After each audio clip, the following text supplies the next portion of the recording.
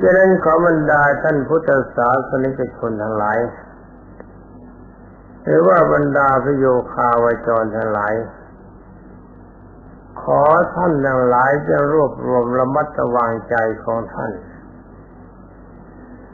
จงอย่าเป็นผู้มีเมตตาประเภททรมานสัตว์หรือว่าจงอย่าเป็นผู้มีเมตตาประเภททรมานคนนี่จงอย่าคิดนะว่าทำกับสัตว์มีโทษอย่างนี้ถ้าทำกับคนจะไม่มีโทษทำกับคนก็มีโทษเหมือนกัน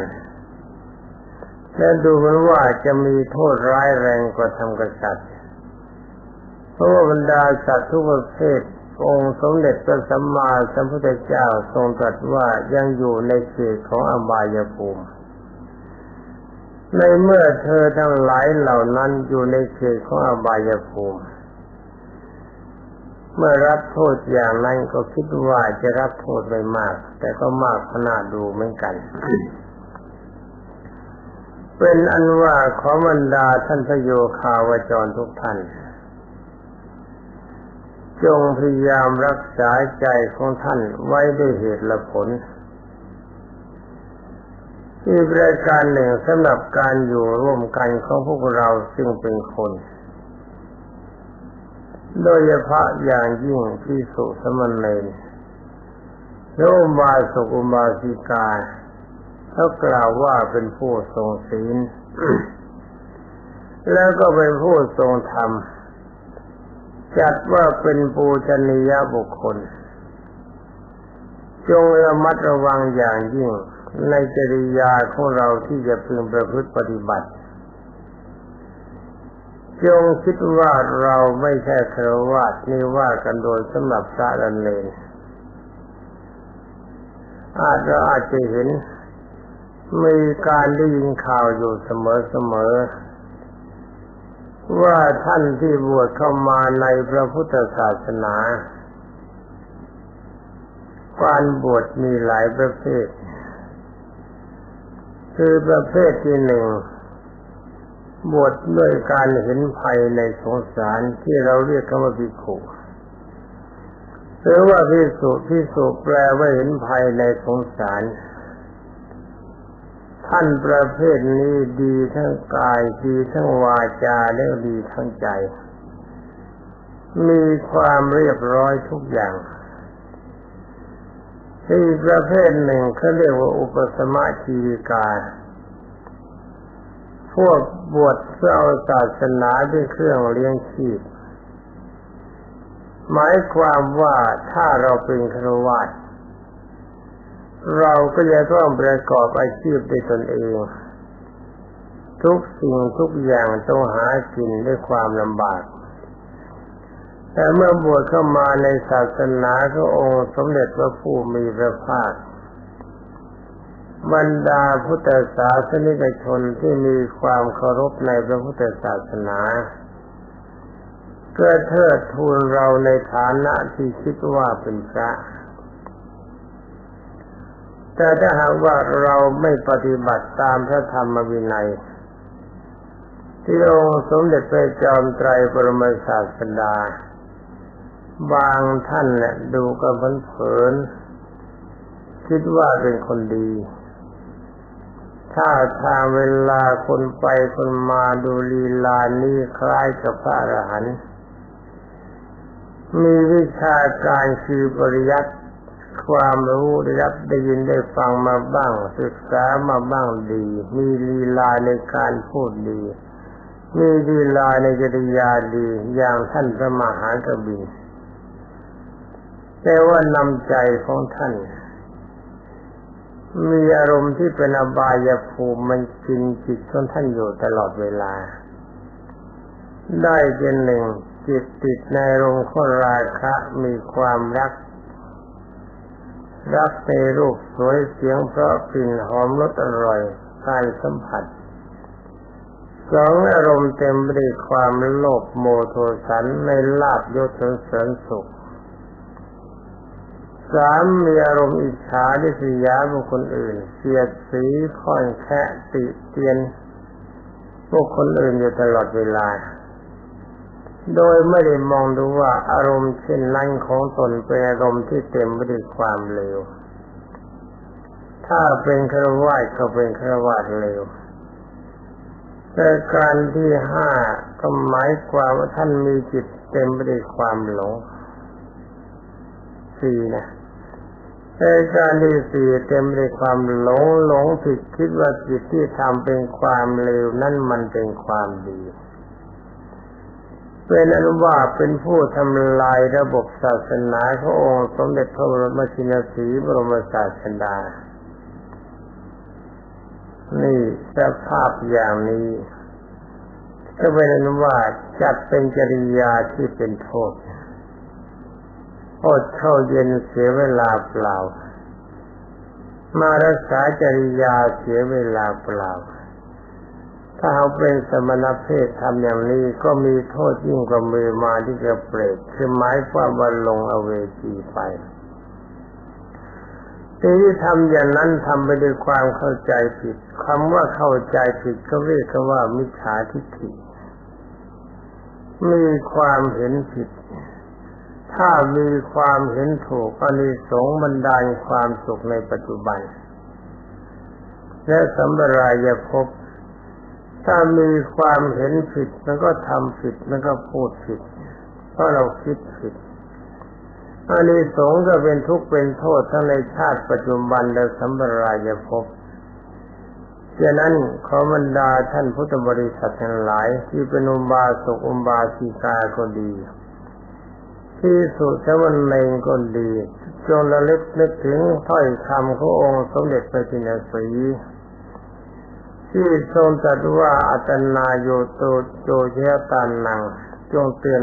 ตนเองไว้เสมอจงกล่าวโทษโจทย์ตนไว้เป็นปกติทั้งนี้ก็หมายความว่าดูความชั่วของตัวไว้ให้เราเองพยายามเห็นความชั่วของตัวเองอย่าให้คนอื่นเข้ามานั่งมองความชั่วเห็นความชั่วของเราคนอื่นบางทีเขาจะเข้าใจผิดคิดว่าเราดีแต่ว่าน้ำใจของเรานี้ถ้าเราศึกษาในพระปฏิยัติธรรมคำสั่งสอนโดยเฉพาะอย่างยิ่งพวกเรานี่เป็นฝ่ายเจริญสมถกรรมฐานวิปัสสนากรรมฐานจิตใจของเราควรจะแนบสนิทติดกับพระธรรมวินัยมีกำลังใจประกอบด้วยความดีคือคิดดีไว้เสมอเมื่อถ้าจิตเราคิดดีถ้าเราพูดก็พูดดีถ้าเราทำเราก็ทำดีถ้าจิตเราคิดชั่วเราพูดก็พูดชั่วเราทำก็ทำชั่วถ้าหากว่าท่านทั้งหลายมัวเมาอยู่ในลาภยศสรรเสริญสุขซึ่งเป็นโลกธรรมก็เป็นสิ่งที่น่าเสียดายอย่างยิ่งฉะนั้นขอบรรดาท่านพุทธบริษัทชายหญิงและบรรดาภิกษุสามเณรทั้งหลายจงมีความเข้าใจตามนี้สังวรระวังไว้คือว่าจิตทรงไว้หนึ่งอธิศีลและสิกขาทรงศีลให้บริสุทธิ์อธิจิตสิกขาทรงฌานสมาบัติให้ตั้งมั่นอธิปัญญาสิกขาทรงวิปัสสนาญาณให้แจ่มใสท่านนำหลายจากพ้นจากอบายภูมิด้วยประการทั้งปวงแล้วจะไม่ต้องมาเป็นเปรตแบบนี้และต่อที่นี้ไปขอบรรดาท่านทั้งหลายเวลาการแนะนำกันก็สมควรกับเวลาขอทุกท่านผู้รับฟังจงมีแต่ความสุขสวัสดิ์ที่พัฒนามงคลสมบูรณ์พูนผลและจงเจริญไปด้วยจาตุรพิธพรชัยทั้งสี่ประการมีอายุวันนะสุขะพละและปฏิภาณหากทุกท่านมีความประสงค์สิ่งใดก็ให้ได้สิ่งนั้นสมความปรารถนาจนทุกประการสำหรับต่อนนี้ไปก็ขอท่านทั้งหลายโปรดเตรียมตัวเตรียมใจสมาทานพระกรรมฐาน เมื่อรับโทษอย่างนั้นก็คิดว่าจะรับโทษไม่มากแต่ก็มากขนาดดูเหมือนกัน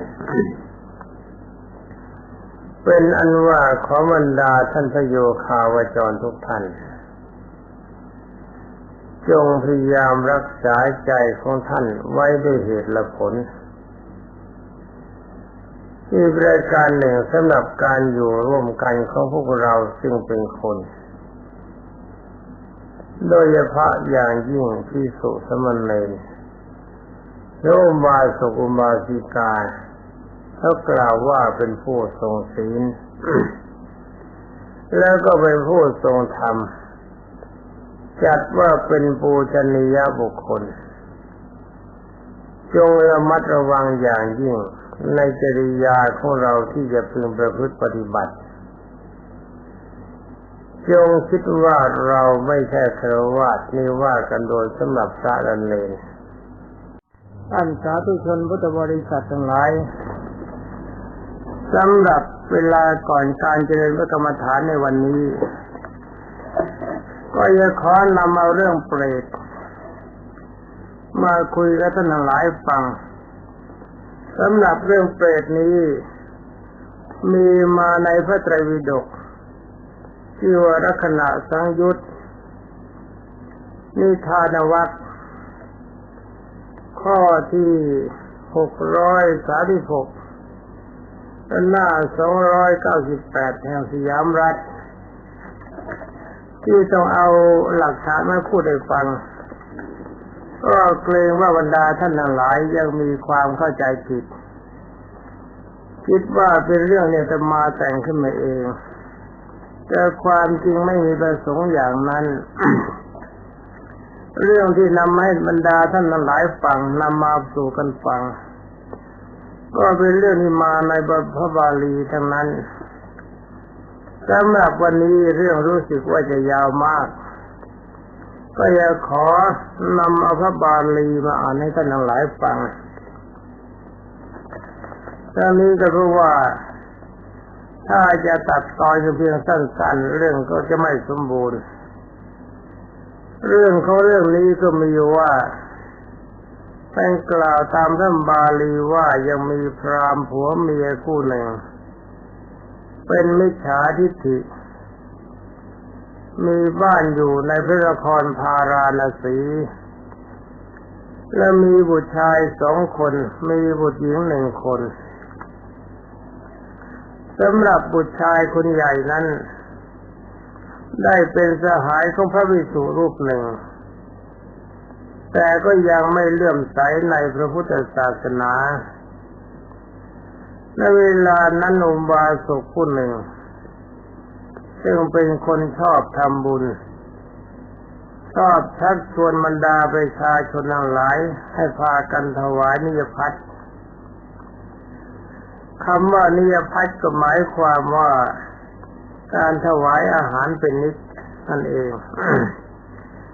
ถวายนิยพัฒน์แก่พระสังฆิจเถระสำหรับพระสังฆิจเถระนี่เป็นพระอรหันต์ที่มีความสำคัญองค์หนึ่งในโอกาสหน้าถ้ามีโอกาสจะนำมาเล่าสู่กันฟังถึงประวัติของท่านได้บอกบุญเรื่อยๆมาจนกระทั่งมาถึงบ้านของบุตรชายคนใหญ่ของพราหมณ์นั้นแล้วก็ชักชวนให้ทำบุญ เขาได้กล่าวว่าข้าพเจ้าเป็นพราหมณ์จะทำบุญแก่พระสมณะสักยบุตรพุทธจินโนรสไม่ได้พราหมณ์คนนั้นเขาบอกคือพ่อเฒ่าบ้านเมื่อว่าฉันเป็นพราหมณ์จ้ะฉันจะทำบุญกับพระสงฆ์ในพระพุทธศาสนาไม่ได้ถ้าอุบาสกคนนั้นจะได้กล่าวว่าเพราะว่าท่านเป็นคนฉลาดท่านกล่าวว่าหวังใจด้วยความหวังใจให้เกิดความเลื่อมใสในพระพุทธศาสนาจึงคิดอุบายได้แล้วได้มอบสิ่งของต่างๆที่ตนบอกบุญได้รายมาให้แก่เขาแล้วกล่าวว่านี่ขอประทานอภัยเห็นจะเป็นลูกชายคนโตของท่านอุบาสกท่านพราหมณ์คนหนึ่งนะที่เราพูดกันนี่ไม่ใช่ตัวพราหมณ์เองท่าน ทำบุญแก่พระสมณะจะได้กำไรอะไรแม้ว่านั้นถ้าบอกว่าท่านทำบุญแก่พระสมณะไม่ได้กำไรไม่ได้อะไรเป็นกำไรแต่ข้าพเจ้าเห็นว่าท่านเป็นคนที่มีหลักฐานจึงจะขอวานท่านช่วยเป็นตัวแทนของข้าพเจ้า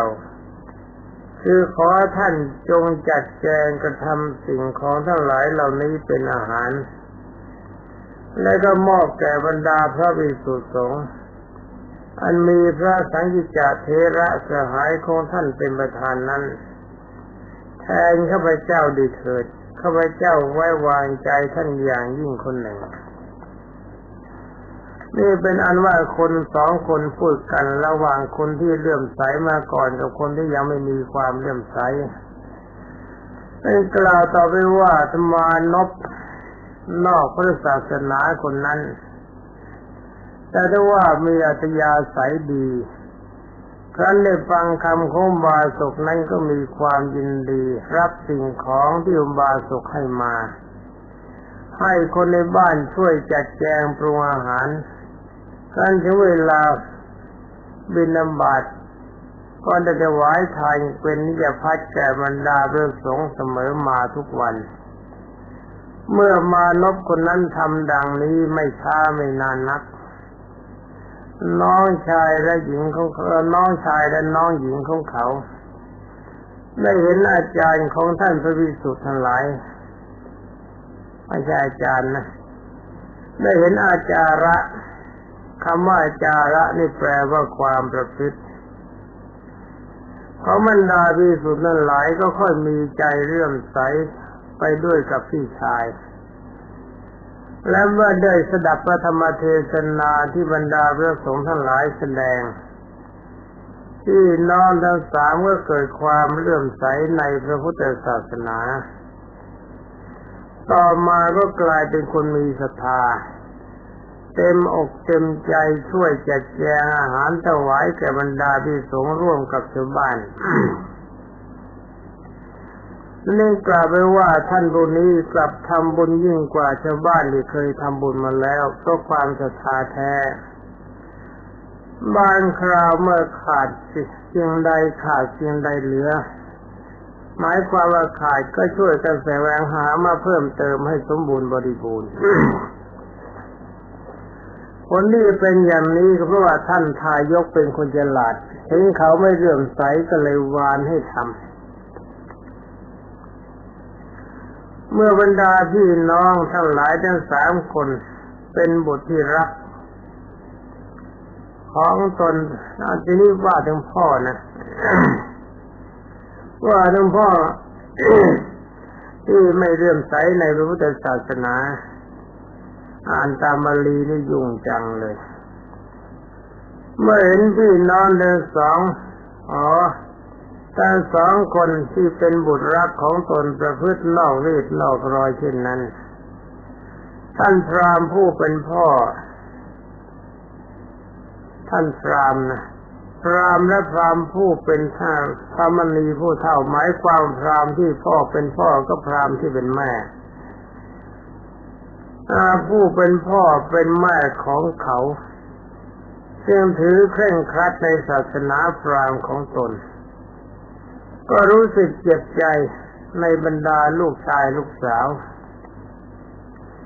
แม้จะพยายามเฝ้าบ่นว่าชักชวนให้เลิกการถวายทานอย่างไรบรรดาลูกๆทั้งหลายก็ไม่เชื่อไม่ฟัง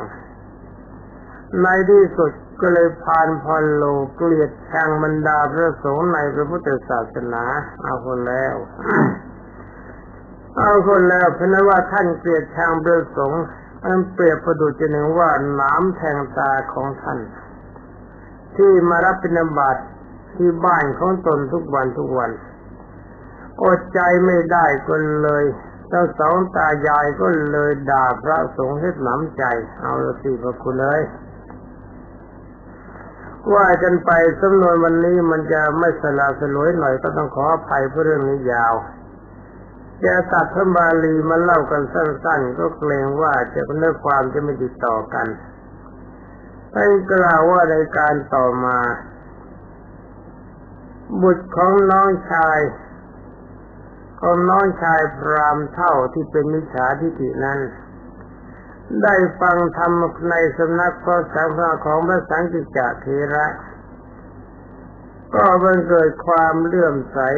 และเบื่อหน่ายในฆราวาสวิสัยจึงขอบรรพชาเป็นสมณเณรในพระพุทธศาสนา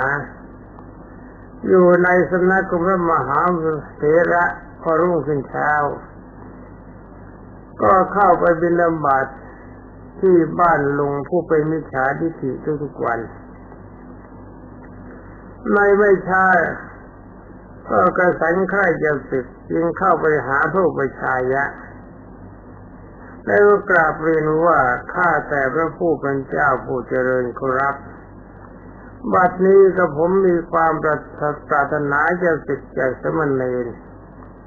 ขอพระผู้เป็นเจ้าได้โปรดอนุญาตให้กระผมได้เถิดพระเถระพิจารณาดูก็ทราบว่าสมณเณรนั้นมีอุปนิสัยเป็นพระอรหันต์จึงได้กล่าวว่าฉันอนุญาตให้เธอศึกไม่ได้เอาคนแล้วที่พระอาจารย์พระอุปชาไม่ยอมให้สมณเณรศึกสมณเณรนั้นเมื่อไม่ได้รับอนุญาตให้ศึกก็จำใจต้องทนบวชอยู่ต่อไปด้วยความเกรงกลัวและความเคารพในพระอุปชาครั้นทนต่อมาได้ถึง15 วันก็กระสันใกล้จะลาสิกขาบทอีกจึงเข้าไปกราบลาพระอุปชาแต่ก็ถูกพระอุปชากล่าวห้ามปรามอีกเหมือนครั้งแรกจึงจำใจต้องทนอยู่ในสมณเพศคือเป็นสมณเณรต่อไปอยู่มาได้ไม่ช้าความที่อยากจะลาสิกขาก็เกิดขึ้นรบกวนใจอีกจึงตัดสินใจเข้าไปกราบลาผู้อุปชายืนยันเด็ดขาดว่าตนจะต้องศึกอย่างแน่ๆพระสังฆิจเถระผู้เป็นผู้อุปชาจึงบอกว่าให้รอไป7 วันจึงจะได้เลิกศึกเวลานี้เลิกศึกมันยังไม่มีสมณเณรนั้นเห็นว่าเวลาไม่นานก็รับคำด้วยดีปรากฏว่าในราตรีนั้นได้เกิดมหาวาตภัยลมพายุใหญ่พัดกระหน่ำอย่างหนักบ้านเรือนของบรรดาประชาชนแถบนั้นได้รับความเสียหายเป็นอย่างมากโดยเฉพาะบ้านของพราหมณ์ผู้เป็นมิจฉาทิฏฐิซึ่งเป็นลุงของสมณเณรนับว่าเคราะห์ร้ายกว่าบ้านอื่นนี่ที่ด่าพระบ้านที่ด่าพระบ้านที่ด่าเณรที่ว่าลูกมีศรัทธาพ่อแม่ไม่มีศรัทธาเห็นพระเณรเข้าไปบิณฑบาตมีสภาพเหมือนกับน้ำเสียดแทงใจด่าพระด่าเณรเวลาพายุใหญ่มามันก็พัดบ้านพังกระเจิงไปยิ่งกว่าใครทั้งหมดแล้วก็ในคืนวันนั้นฝนมันก็ตกหนักพัดแต่เรือนหักพักทำลายคนทั้งหลายที่กำลังหลับอยู่ในเรือนนั้นก็ถูกบ้านหักทับตายด้วยกันหมดทั้งสิ้น เป็นอันว่าทั้งคนเลื่อมใสในพุทธศาสนาและไม่เลื่อมใสต่างก็ตายด้วยกันตอนนี้จะโทษใครล่ะว่ากันต่อไปคืนพูดไม่จบเรื่องนี้ยาวมากทันทีที่ขาดใจตายคนทั้งหลายก็แยกย้ายกันไปเกิดใหม่ตามยถากรรมคำว่ายถากรรมแปลว่าตามผลของกรรมกรรมทำไว้อย่างไรก็ได้รับผลอย่างนั้นท่านกล่าวว่าบุตรชายคนใหญ่และคนเล็ก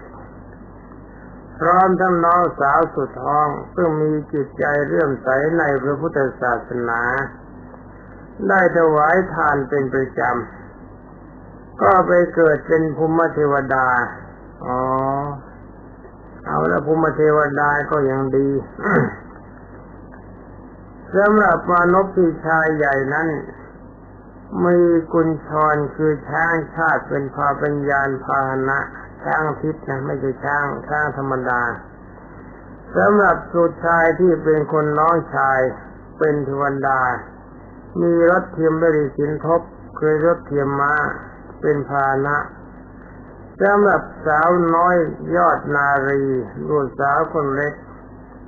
มีวัวทองเป็นพาหนะทำไมได้ไม่เหมือนกันเนาะส่วนบิดามารดาผู้เป็นมิจฉาทิฏฐิด้วยอำนาจแห่งอกุศลกรรมที่ด่าว่าบรรดาภิกษุสงฆ์ผู้ทรงศีลได้เกิดเป็นเปรตทั้งสองคนนี่แยกกันไปเกิดนับวันตั้งแต่เกิดเป็นเปรตแล้วตลอดเวลาไม่ต้องทำอะไรได้แต่ถือค้อนเหล็กอันใหญ่ไล่ตีประหัตประหารซึ่งกันและกันอยู่ไม่เว้นแต่ละวันว่ากันตลอดวันร่างกายก็ถูกค้อนทุบตีนั้นก็พองขึ้นมาเท่ากับออมคือพองโตเป็นลูกใหญ่ครู่หนึ่งก็แตกออกมาเป็นน้ำเลือดน้ำเหลืองน้ำหนองเปรตทั้งสองต่างก็ดื่มกินซึ่งน้ำเลือดน้ำเหลืองน้ำหนองนั้นที่ไหลมาเอาเป็นอาหารแล้วก็เริ่มประหัตประหารทุบตีกันใหม่ต่อไปเพราะน้ำเลือดน้ำหนองแบบนั้นมันจะหมดจะไม่มีที่จะกินทำเหมือนกับเปรตบ้าทำไมอย่างนั้นเป็นอยู่อย่างนี้ตลอดเวลาจะหาเวลาพักผ่อนก็ไม่ได้รุ่งเช้าสมณเณรผู้กสัญจะศึกได้เข้าไปในบ้านเพื่อบิณฑบาตเห็นบ้านของลุงหักพังแล้วก็ทราบว่าลุงของตนตายเสียแล้ววันนั้นก็มีความเสียใจกับปฏิหารเข้าไปกราบเรียนแก่พระอุปชฌาย์ว่าอุปชฌาย์ว่าจะขอลาไปบ้านตนซึ่งอยู่อีกตำบลหนึ่งพอครบ7 วันแล้วจะกลับมาศึกพระอุปชฌาย์ก็ห้ามว่า ดูก่อนพ่อสมณเณรวันนี้เป็นวันแรม14 ค่ำอย่าเดินทางเลยเราจะพาไปเที่ยวป่าด้วยกันว่าจากนั้นแล้วก็พาสมณเณรนั้นเดินลัดเลาะออกจากหลังวิหาร เข้าไปยังป่าสิปตนมฤคทายวันสมัยนั้นภูมิเทวดา3 องค์พี่น้องภูมิเทวดานี่แปลว่าเทวดาที่อยู่ในภาคพื้นดินซึ่งได้เกิดขึ้นมาเป็นเทวดาใหม่ๆจะไปชุมเทวสันนิบาตจึงผ่านมาโดยมัคคานั้นโอ้ฟังตามบาลีเหนื่อยจังจะรวมความว่าเทวดาเขาจะไปประชุมกันที่เทวสภาเทวสภาสำหรับภูมิเทวดาไม่ใช่ชั้นดาวดึงส์เดินผ่านมาตามทางนั้นเปรตผู้เป็นบิดามารดาของเทวดาทั้ง3ซึ่งบัดนี้มีรูปร่างน่าเกลียดน่ากลัวที่สุดมีมือถือค้อนใหญ่มีผมยาวมีกายดำน่าเกลียดน่ากลัวทั่วทั้งร่างเปื่อยเน่ามีน้ำเหลืองมีเลือดไหลเยิ้มน่าขยะแขยงก็เห็นบุตรธิดาของตนผ่านมาก็จำได้จึงไล่ติดตามไปข้างหลังพระเถระเห็นเป็นโอกาสเช่นนั้นจึงได้แสดงด้วยฤทธิ์แห่งพระอริยเจ้าบรรดาในสมณเณรนั้นเกิดตาสว่างเห็นเปรตและเทวดาทั้งหลายเหล่านั้นในด้วยอำนาจอภิญญาสมาบัติ ก็ยากนะพระมีฤทธิ์ก็แสดงยากท่านยังกล่าวว่าดูก่อนสมณเณรเธอเห็นเปรตกับเทวดาทั้งหลายเหล่านั้นไหมสมณเณรก็ตอบว่าเห็นขอรับพระคุณเจ้าค่ะถ้าพระอุปชฌาย์จะได้บอกว่าเธอจงถามบุพกรรมคือกุศลและกุศลของเขาทั้งสองเขาทั้งหลายเหล่านั้นที่ทำไว้ตั้งแต่เป็นมนุษย์บ้างเป็นไรสมณเณรก็บอกว่าดีขอรับสมณเณรรับคำอุปชฌาย์แล้วจึงได้เรียกให้เปรตและเทวดาหยุดก่อนแล้วยังถามว่าท่านผู้หนึ่งขี่ช้างเผือกไปข้างหน้าอีกท่านหนึ่งขี่รถเทียมบริมาผ่านไปตรงกลาง สำหรับสาวน้อยเทพนารีนั่งวอทองไปข้างหลังเปล่งรัศมีสว่างไสวทั่วไปทุกส่วนท่านทั้งหลายมีมือ แล้วก็ทั้งสองท่านทั้งหลายข้างหลังมีมือถือค้อนเดินร้องไห้หน้าชุ่มไปด้วยน้ำตามีตัวเป็นแผลแตกพังท่านเกิดเป็นมนุษย์ทำบาปกรรมอะไรไว้ท่านทั้งสองดื่มโลหิตและว่าเลือดซึ่งกันและกันเพราะกรรมอะไรเวททั้งสองได้ฟังสมณเณรหลานถามดังนั้นจึงได้มีวาจาตอบว่าผู้ที่ขี่ช้างเผือกคือกุญชรไปข้างหน้าเป็นบุตรชายคนโตของข้าพเจ้าทั้งสองเมื่อเป็นมนุษย์เขาได้ถวายทานแก่พระสงฆ์จึงได้รับความสุขความบันเทิงใจผู้ใดที่ขี่รถเทียมบริมาสินครบ4 ตัวแล่นเรียบไปถ้ำกลางผู้นั้นเป็นบุตรชายคนกลางของข้าพเจ้าทั้งสองเมื่อเขาเป็นมนุษย์เป็นคนที่ไม่มีความตนีมีทานบดีคือชอบบำเพ็ญทานกองการกุศล ยังได้รับการบันเทิงใจเมื่อตายไปแล้วสำหรับส่วนเทพนารีผู้มีปัญญาดวงตากลมงามรุ่งเรืองดุจตาเนื้อซึ่งขี่นั่งวอทองไปเบื้องหลังเป็นบุตรสาวคนสุดท้องของข้าพเจ้าทั้งสองนางมีความสุขเบิกบานใจเพราะส่วนกุศลทานที่เธอถวายกึ่งหนึ่งในแก่พระสงฆ์ในพระพุทธศาสนาเมื่อก่อนเขาทั้งสามมีจิตเลื่อมใสได้ให้ทานแก่พระสงฆ์ทั้งหลายแล้วส่วนข้าพเจ้าทั้งสองเป็นคนตนีไม่มีจิตศรัทธาเลื่อมใสในบริภาคด่าว่าบรรดาพระภิกษุสงฆ์ทั้งหลายเอาไว้ฉะนั้นบุพกรรมแห่งเราทั้งหลายจึงไม่เหมือนกันโดยที่เขาทั้งสามผู้เคยเป็นธิดาแห่งเรานั้นเป็นบุตรธิดาแห่งเรานั้นได้ถวายทานจึงได้รับการบำรุงบำเรอด้วยกามคุณอันเป็นทิพย์ส่วนข้าพเจ้าทั้งสองไม่ได้ให้ทานก็ไม่เป็นไรทานก็ไม่ให้แถมด่าว่าพระสมณะชีพรามผู้ทรงศีลจึงได้รับความทุกข์เกิดเป็นเปรตอดอยากมีผิวพรรณหม่นหมองสุกซีดดุจไม้อ้อที่ถูกไฟไหม้น่าจะไม่จบกันแล้วถึงเรื่องที่ยาวจริงๆเนาะ แต่วันนี้ถามต่อไปว่าก็อะไรเป็นอาหารของท่านอะไรเป็นที่นอนของท่านและท่านผู้มีบาปอย่างยิ่งมีชีวิตอยู่ได้อย่างไรเหตุไหนเมื่อท่านเป็นมนุษย์จึงได้ไม่ประกอบกรรมที่เป็นกุศลไว้บรรดาเปรตทั้งสองนั้นจึงตอบว่าดูก่อนพระสมณเณรเราทั้งสองทุบตีซึ่งกันและกันแล้วกินหนองกินเลือดซึ่งกันและกันเป็นอาหารไม่อดไม่อยากบริบูรณ์ดี ได้ดื่มหนองและดื่มเลือดเคยซึ่งกันและกันกินเป็นปกติก็ยังไม่หายอยากมีความหิวอยู่เป็นนิดสัตว์ทั้งหลายไม่ได้ให้ทานเมื่อตายไปแล้วย่อมเสียใจร่ำไรอยู่เหมือนกับข้าพเจ้าทั้งสองนี้เหมือนกันทั้งหมดได้กล่าวว่าสัตว์เหล่าใดได้ประสบพวกสมบัติต่างๆแล้วใช้สอยเองบ้างทั้งไม่ได้ประกอบการบุญสัตว์เหล่านั้นจะต้องได้รับความหิวโหย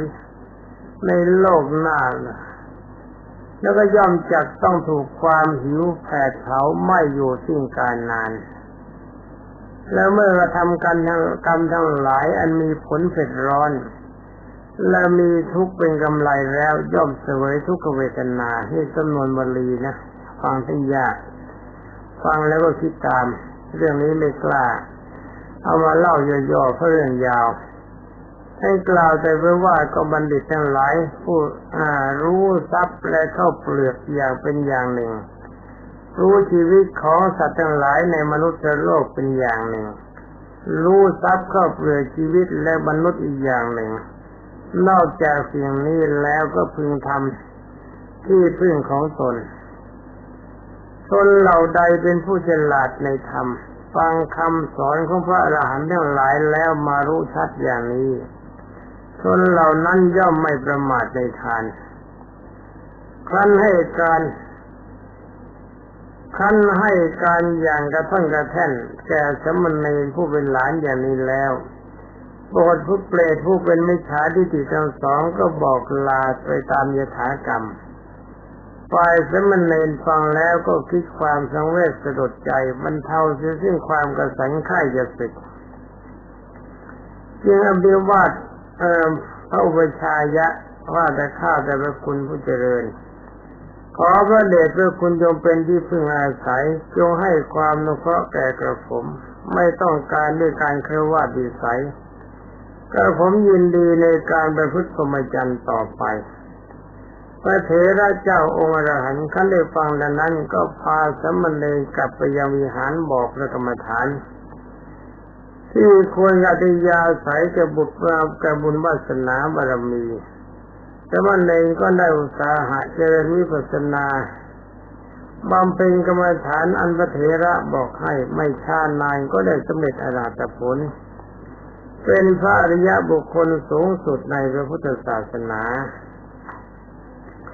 เป็นนั้นว่าเรื่องนี้รีบจำเชื่อกับตายเกรงว่าเวลาจะไม่พอเป็นนั้นว่าได้ความว่าสมณเณรใครจะศึกก็ไปพบเอาเปรตกับเทวดาเข้าตามเรื่องราวที่ได้กล่าวมาแล้วเรื่องนี้องค์สมเด็จพระบัณฑิตแก้วปรมาศาสดาสัมมาสัมพุทธเจ้าทรงยืนยันกับพระสงฆ์ฉะนั้นขอบรรดาท่านพุทธบริษัททั้งหลายผู้มีจิตศรัทธาปรารถนาตั้งอยู่ในความดีคือพากันเจริญสมถกรรมฐานวิปัสสนากรรมฐานโดยย่อก็จำปฏิปทาของเปรตเทวดาไว้ถ้าบุคคลใดที่ไม่ทานเปรตก็บอกว่าจะมีแต่ความหิวโหยแต่ว่าท่านทั้งหลายทั้งสองนี้ที่ต้องมานั่งทุบนั่งตีซึ่งกันและกันก็เพราะว่าท่านทั้งสองนี้นั้นนอกจากจะไม่ทานแล้วก็ด่าว่าพระภิกษุสงฆ์ในพระพุทธศาสนา ท่านก็ทราบกันมาแล้วไปมองเวลามันก็หมดไปแล้ววันนี้ก็ขอต้องลาก่อนขอความสุขสวัสดิ์พิพัฒนมงคลสมบูรณ์ผลจงมีแด่บรรดาท่านพุทธศาสนิกชนผู้รับฟังทุกท่านจงทุกประการสวัสดีแรงยากท่านยังกล่าวว่าดูก่อนสมณเณรเธอเห็นเปรตกับเทวดาทั้งหลายเหล่านั้นไหมสมณเณรก็ตอบว่าเห็นขอรับพระคุณเจ้าค่ะถ้าพระวชายะจะได้บอกว่าเธอจงถามบุพกรรมคือกุศลและกุศลของเขาทั้งสองเขาทั้งหลายเหล่านั้นที่ทำไว้ตั้งแต่เป็นมนุษย์บ้างเป็นไรสมณเณรก็บอกว่าดีขอรับสมณเณรรับคำอุปชาแล้วจะได้เรียกให้เปรตและเทวดาหยุดก่อนแล้วยังถามว่าท่านผู้หนึ่งขี่ช้างเผือกไปท่านสาธุชนพุทธบริษัททั้งหลายสำหรับการเจริญพระกรรมฐานใกล้ที่จะมาถึงเวลานี้เป็นเวลาก่อนการเจริญพระกรรมฐานก็จะขอนำมาบุพกรรมของเปรตคือท่านที่ตายแล้วไปเป็นเปรตโดยเฉพาะอย่างยิ่งท่านที่จะตายเป็นเปรตก็ต้องไปตกนรกก่อนเรื่องนี้ก็มีมาในพระไตรปิฎกตามที่กล่าวมาแล้วสำหรับเรื่องราวของเปรตนี้ก็จะขอกล่าวแต่เพียงย่อพอเป็นนิทัศนะเท่านั้นถ้าจะมากล่าวกันจริงๆก็จะเป็นหนังสือเล่มใหญ่มากก็จะขอเอาแต่เพียงว่าเป็นตัวอย่างคือคนเราถ้าทำความไม่ดีตายจากความเป็นคนก็ไปเกิดเป็นสัตว์นรกพ้นจากสัตว์นรกก็มาเป็นเปรตพ้นจากเปรตก็ไปอสุรกายพ้นจากอสุรกายก็เป็นสัตว์เดรัจฉานถ้าว่าเศษกรรมนั้นยังไม่หมดมาเกิดเป็นคนก็มีทุกขเวทนามากมีความยากจนมีความทุกข์สำหรับเรื่องที่จะกล่าวตอนนี้ไปเป็นเรื่องของเปรตบรรพชิตหมายความว่าเปรตคือนักบวชที่ตายแล้วต้องไปเป็นเปรต ได้กล่าวไว้ตามพระบาลีว่า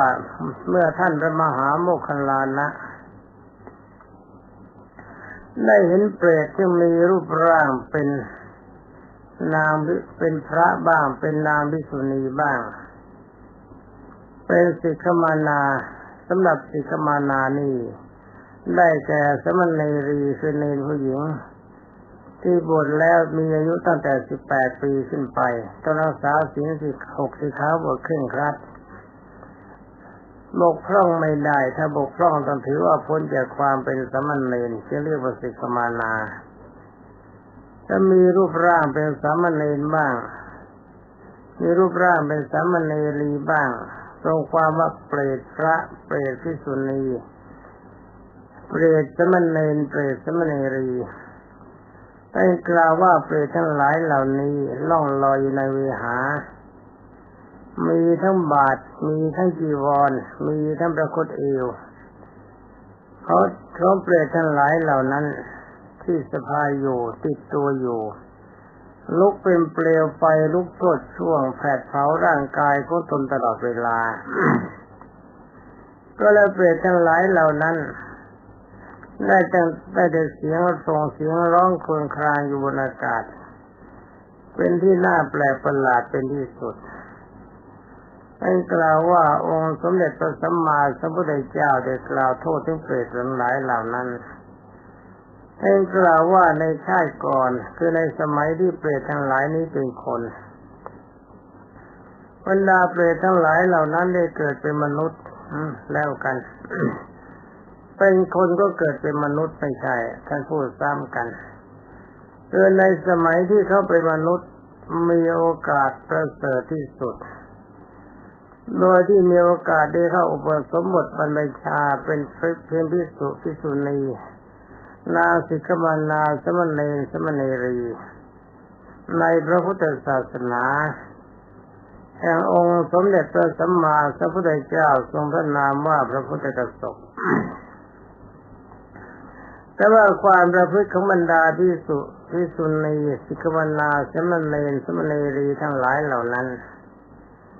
ไม่เคารพในพระธรรมวินัยท่านบอกว่าประพฤติผิดธรรมผิดวินัยมีอาจาระอันชั่วช้าคำว่าอาจาระได้หมายความประพฤติ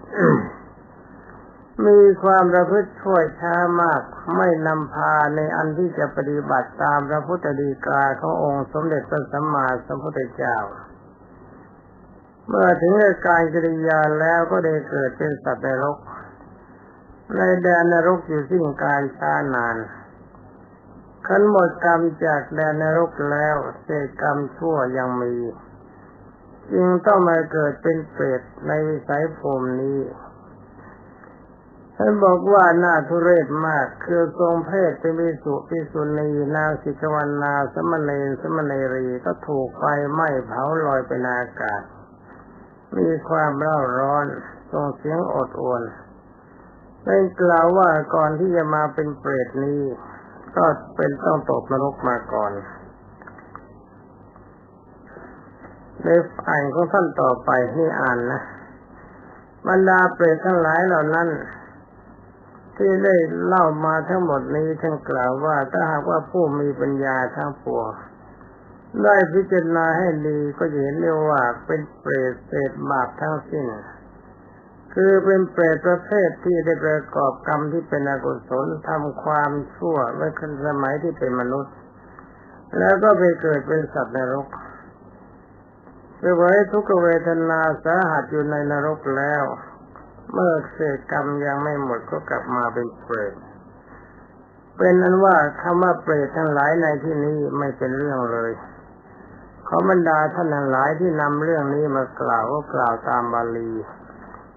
ไม่ได้มีเจตนาเป็นอย่างอื่นอันนี้ก็เป็นการเตือนใจบรรดาภิกษุสมณเณรทั้งหลายแล้วก็บรรดาญาติโยมพุทธบริษัททั้งนี้เพราะอะไรเพราะว่าบรรดาญาติโยมพุทธบริษัทเวลาที่จะบำเพ็ญกุศลก็ขอให้ทุกคนตั้งใจดูจริยาของภิกษุสมณเณรเป็นสำคัญ ถ้าภิกษุสมณเณรท่านใดมีความเคารพในพระธรรมวินัยขององค์สมเด็จพระสัมมาสัมพุทธเจ้าเป็นอย่างดีอย่างนี้เราก็บำเพ็ญกุศลร่วมด้วยได้ถ้าบังเอิญท่านหลายเหล่านั้นไม่มีความเคารพในพระธรรมวินัยธรรมะส่วนใดที่องค์สมเด็จพระจอมไตรบรมศาสดาสัมมาสัมพุทธเจ้าทรงแนะนำไว้ธรรมะส่วนนั้นภิกษุสมณเณรทั้งหลายไม่ยอมเคารพประพฤติผิดพระธรรมวินัยด้วยประการทั้งปวงตัวอย่างเช่นปฏิบัติหนักมาในความโลภอยากจะร่ำรวยในทรัพย์สินต่างๆโดยไม่ชอบธรรมเป็นการสะสมทรัพย์สินอย่างหนึ่งแสวงหาทรัพย์สินเพื่ออาชีพอย่างหนึ่งในสมัยที่อุปสมบทบรรพชาอยู่ในพระพุทธศาสนาหรืออีกประการหนึ่งมีจิตใจมั่วสุมในกามารมณ์ยังไม่ละความรักในเพศหรือว่าเป็นผู้มักโกรธพยาบาทจองร้ายจองผลาญในบุคคลที่ตนไม่ชอบใจและมีความหลง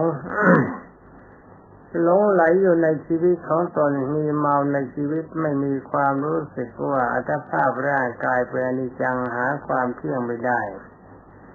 ร่างกายเป็นทุกขังที่เต็มไปด้วยกำลังของความทุกข์ร่างกา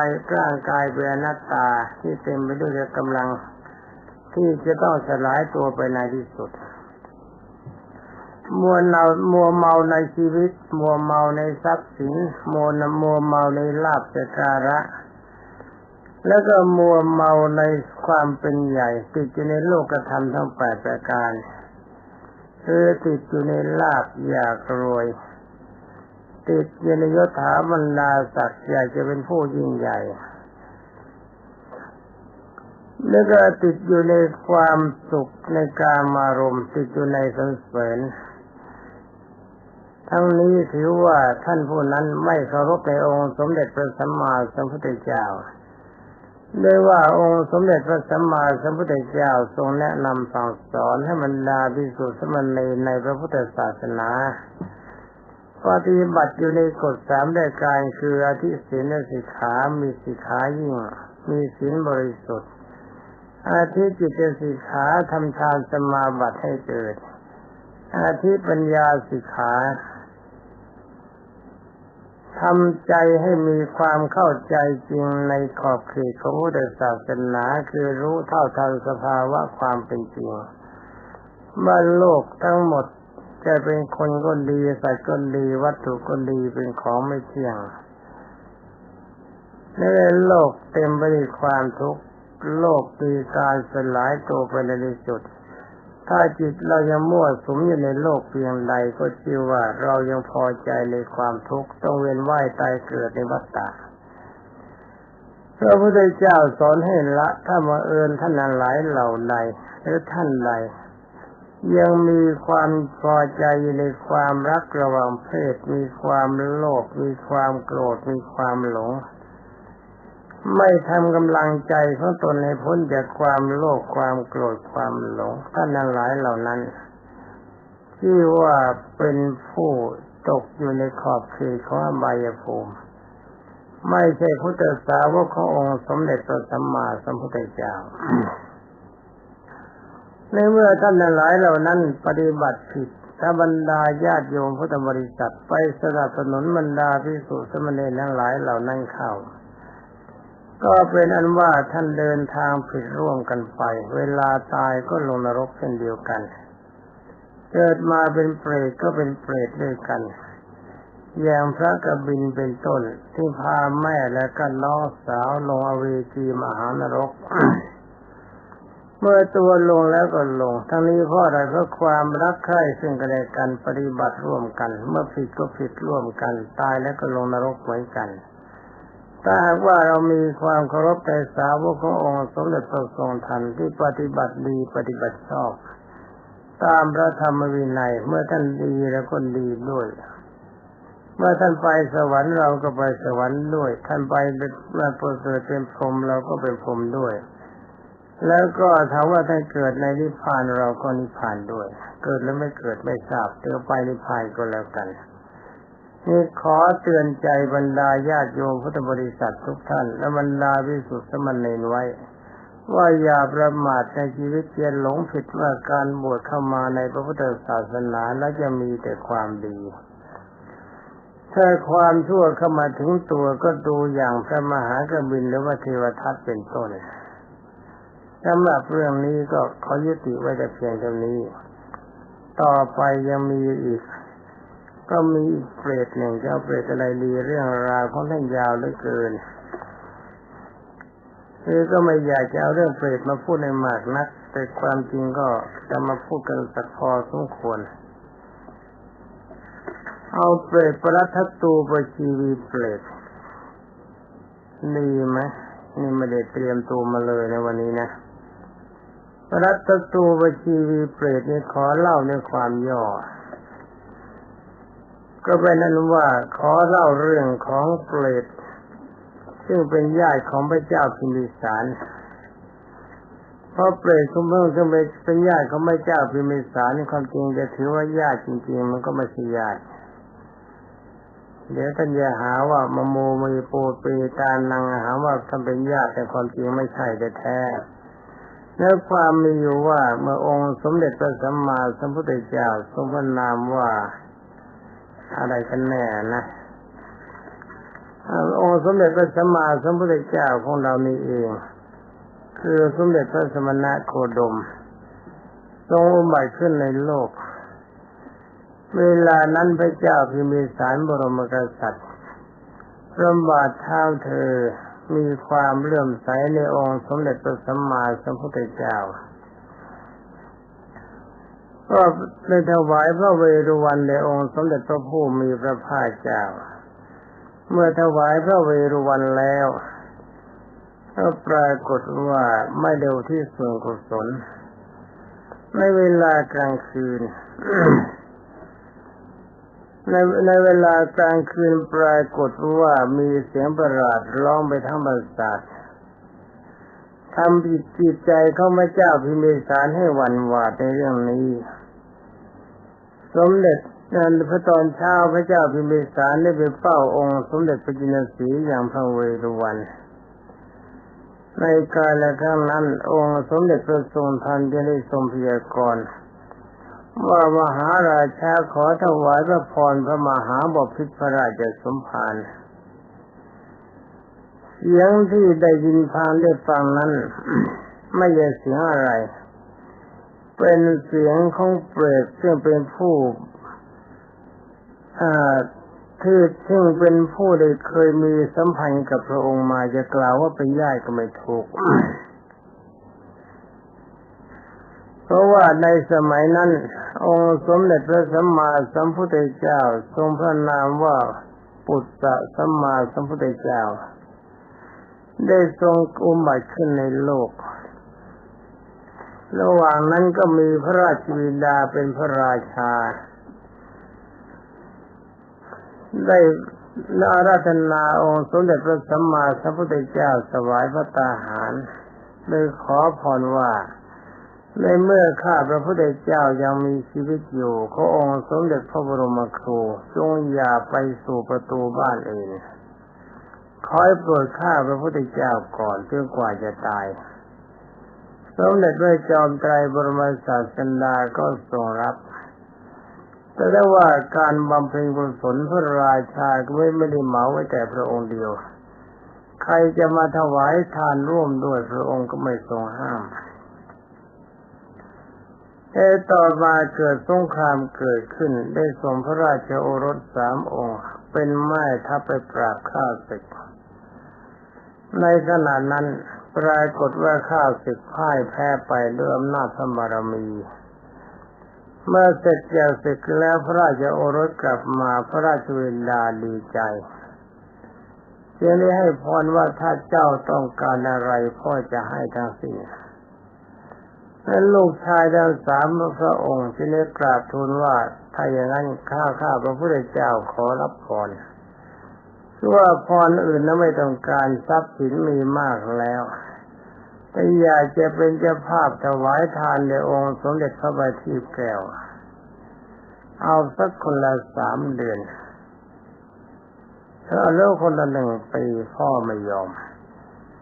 บอกให้เอามาแล้วไม่ได้ลูกพ่อแก่แล้วดีไม่ดีพ่อจะตายเมื่อไรก็ไม่รู้นี่ท่านไม่ประมาทในชีวิตของท่านเมื่อต่อรองกันไปต่อรองกันมาก็เป็นว่าอนุญาตให้คนละเดือนให้ลูกชายทั้ง3 คนเป็นเจ้าภาพในพระพุทธเจ้าได้เอาคนละ1 เดือนเป็น3 เดือนด้วยกันเมื่อเป็นที่ตกลงแล้วพระราชโอรสทั้ง3เขาเรียกนายเสมียนหรือว่าขุนคลังเข้ามาหาแล้วก็บอกว่านับตั้งแต่บัดนี้เป็นต้นไปเราทั้ง3 คนจะบวชในสำนักขององค์สมเด็จพระสัมมาสัมพุทธเจ้าแล้วเจ้าจงจัดเอาเงินในท้องพระคลังของเราทั้ง3 คนถวายภัตตาหารแก่บรรดาภิกษุสมณเณรภิกษุณีสมณเณรีสิกขมานาตลอดเวลา3 เดือนเรื่องนี้ทั้งหมดมอบเป็นภาระของเจ้าเราไม่ยุ่งด้วยแต่ว่าขออาหารทั้งหมดสมบูรณ์บริบูรณ์แก่บรรดาพระนันเณรทั้งหมดภิกษุภิกษุณีทั้งหมดเมื่ขุนคลังได้รับฟังแล้วก็จัดการตามนั้นงานมันมากเลี้ยงพระนับเป็นแสนองค์นี่ในสมัยพระพุทธเจ้าทรงพระนามว่าพระพุทธะถอยหลังก็ไปเท่าไรไม่ทราบอันนี้หลังจากนั้นก็ไปเชิญขุนคลังเห็นว่างานหนักก็ไปเชิญเอาญาติมาให้เป็นค่าจ้างมีภาระในการเลี้ยงดูพระภิกษุสมณเณรในพระพุทธศาสนาภายในไม่ช้าบรรดาคนนั้นหลายเหล่านั้นมาตอนแรกมาปฏิบัติก็ดี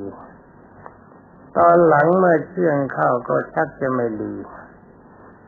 เป็นอันว่ากีดกันทรัพย์สินคืออาหารทั้งหลายที่เขาถวายสงฆ์ให้ลูกให้หลานกินบ้างตัวเองกินบ้างบางครั้งบรรดาพระสงฆ์ฉันอิ่มเรียบร้อยแล้วอาหารเหลือมากก็บอกว่าของทั้งหลายเหล่านี้เป็นเศษเล็กเศษน้อยขอให้ลูกให้หลานแต่ความจริงของมากยกเอาไปบ้านหมดองค์สมเด็จพระบรมสุคตทรงตรัสว่าคนทั้งหลายเหล่านี้เมื่อตายไปแล้วก็พากันไปเกิดในอเวจีมหานรกสำหรับพระราชโอรสของพระราชาก็ไปเกิดเป็นเทวดาพระพรหมสำหรับพ่อขุนคลังคนช่วยก็ไปเกิดเป็นเทวดาหลังจากนั้นเมื่อพุทธบาทการนี้คือพระองค์สมเด็จพระเจ้าศรีทรงตรัสผู้บัติขึ้น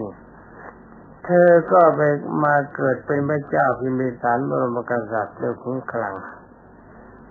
เมื่อบรรดาเปรตทั้งหลายเหล่านั้นแม้สมัยพระพุทธะนี่นานมาก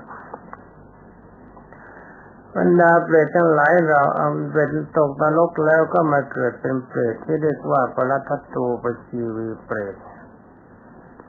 ต้องอดข้าวอดน้ำมานานแสนนานต่อมาถอยหลังจากกลับนี้ไป92 กลับมีองค์สมเด็จพระพิชิตมารทรงพระนามว่าพระปฐมุตตรอุบัติขึ้น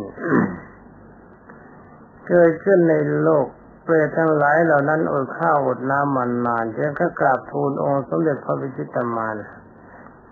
ว่าข้าพระพุทธเจ้าทั้งหลายอดข้าวอดน้ำมานานมากเมื่อไรข้าพระพุทธเจ้าจะมีโอกาสได้กินข้าวกินน้ำกับเขาบ้าง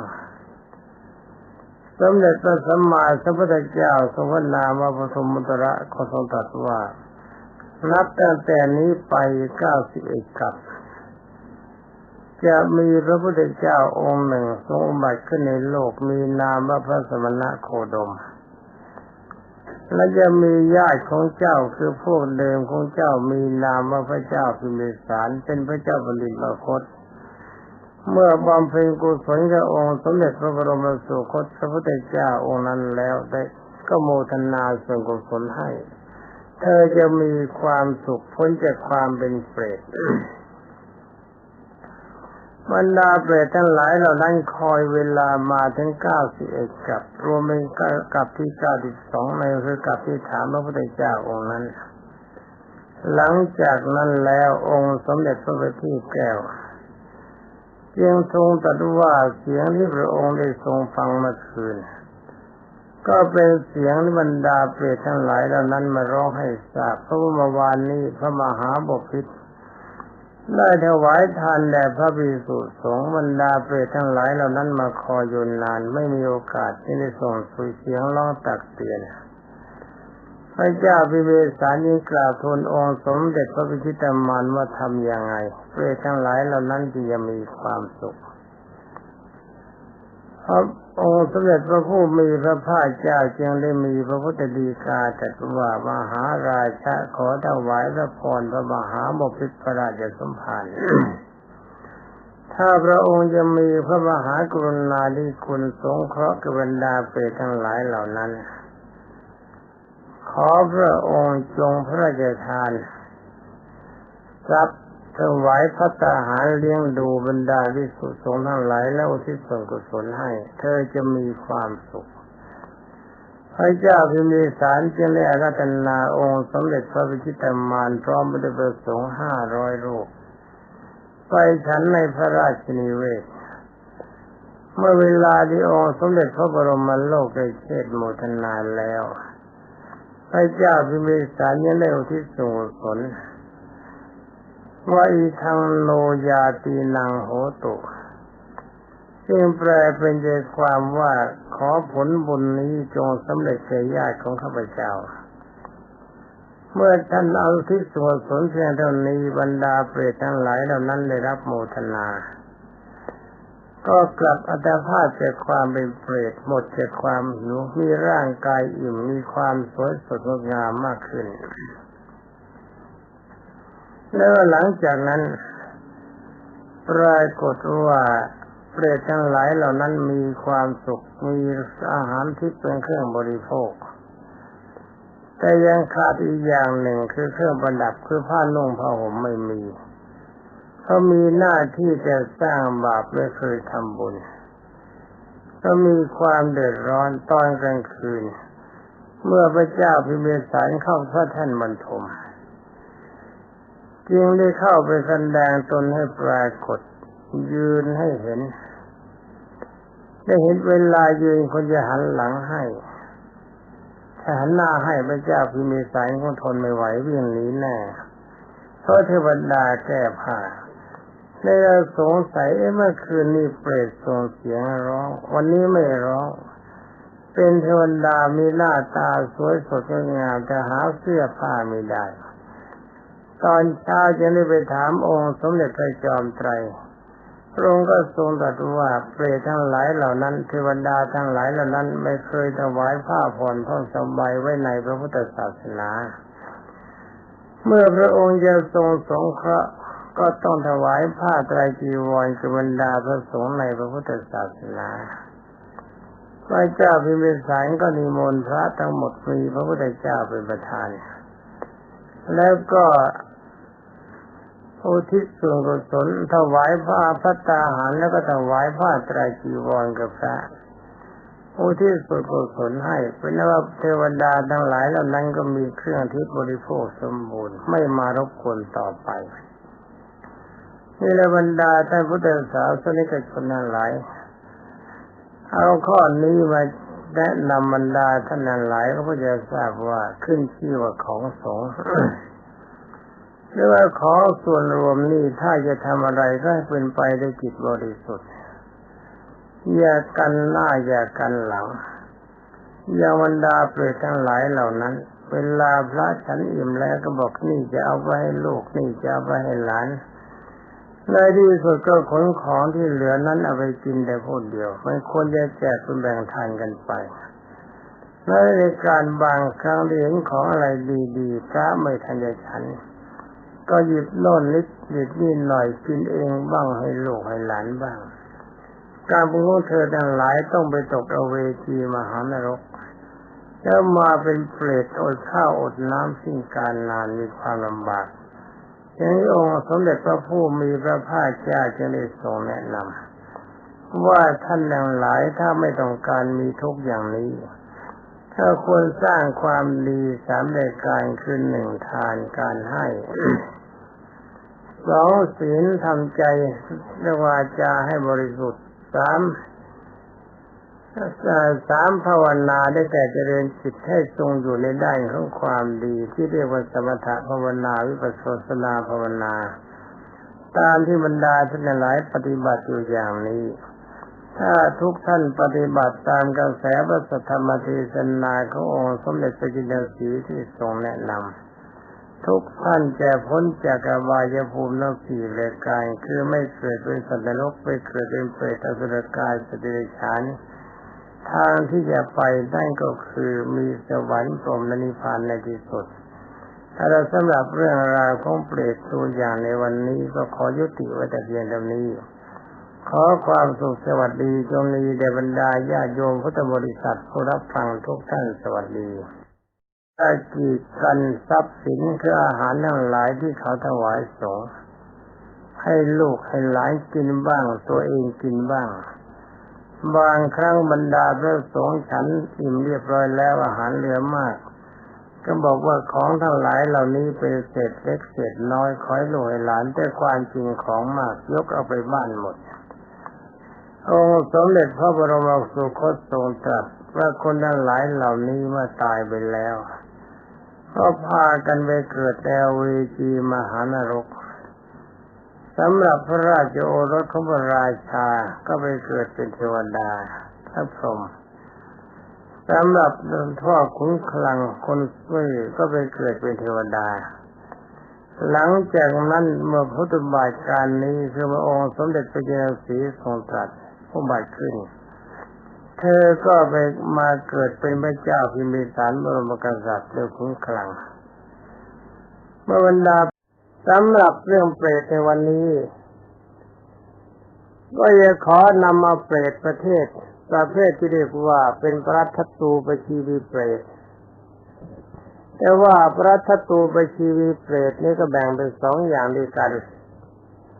คือประเภทที่มีอารมณ์อย่างหนักก็จะต้องคอยเสวยทุกขเวทนาไปนานจนกว่าจะพบกับคนที่เป็นญาติและก็ไม่สามารถจะดื่มกินอาหารอย่างใดอย่างหนึ่งได้อย่างนี้เรียกว่าปรัตถตูปชีวีเปรตประเภทที่หนักมากสำหรับปรัตถตูปชีวีเปรตที่มีประเภทในกรรมเบาใกล้จะหมดเปรตประเภทนี้สามารถจะกินน้ำเลือดน้ำเหลืองน้ำหนองของบรรดาคนและสัตว์ที่ตายแล้วหรือว่าน้ำเลือดน้ำเหลืองน้ำหนองของบุคคลทั้งหลายที่มีชีวิตอยู่ที่หลั่งไหลมาได้เป็นอันว่าถึงแม้ว่าจะเป็นปรัตถตูปชีวีเปรตที่มีกรรมเบาที่สุดก็ยังมีทุกขเวทนามากวันนี้ก็ยังขอนำเอาเรื่องราวของปรัตถตูปชีวีเปรตจัดว่าเป็นเปรตประเภทที่มีกรรมเหลือน้อยที่สุดและก็พบพระอริยเจ้าคือพระสารีบุตรถ้าเวลาพอก็จะนำมาเปรตที่พบบรรดาท่านอุบาสกผู้เจริญพระกรรมฐานอย่างพวกเราปฏิบัติกัน มาเล่าให้ฟังอีกสักเปรตหนึ่งเป็นอันว่าเรื่องเปรตหน้าอบายภูมิแล้วก็ของดกันเพียงแค่วันนี้ว่าเรื่องอบายภูมินี้ถ้าจะพูดกันไปได้3 ปีมันก็ไม่จบขอนำมาเล่าไว้เป็นตัวอย่างเท่านั้นเรื่องนี้ก็ต้องปรารภพระสารีบุตรซึ่งเป็นอัครสาวกฝ่ายขวาขององค์สมเด็จพระสัมมาสัมพุทธเจ้าเป็นกล่าวว่าในการครั้งหนึ่งพระสารีบุตรได้เข้าสมาบัติตามแบบฉบับของพระอริยเจ้าคือพระอรหันต์ท่านได้เห็นเปรตผู้หนึ่งยืนเปลือยกายไม่มีเครื่องนุ่งห่มรูปร่างหน้าตาน่าเกลียดรูปผอมมีร่างกายสะพรั่งไปด้วยเส้นและเอ็นเห็นเส้นเห็นเอ็นชัดจ จึงได้ถามว่าดูก่อนนางเธอที่มีความสุขผอมมากมีซี่โครงขึ้นมีเส้นเอ็นตามเต็มไปหมดอยากจะทราบเธอเป็นใครจึงมายืนอยู่ณที่นี้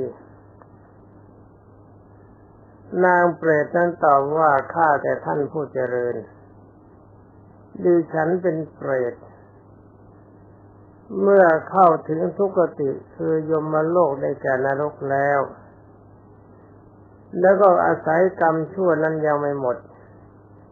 ยังไม่สามารถจะไปสู่มนุษย์โลกได้ต้องผ่านสภาวะความเป็นเปรตก่อนพระเถระฟังแล้วจึงถามว่าเธอสร้างกรรมชั่วอะไรไว้ในสมัยที่เป็นมนุษย์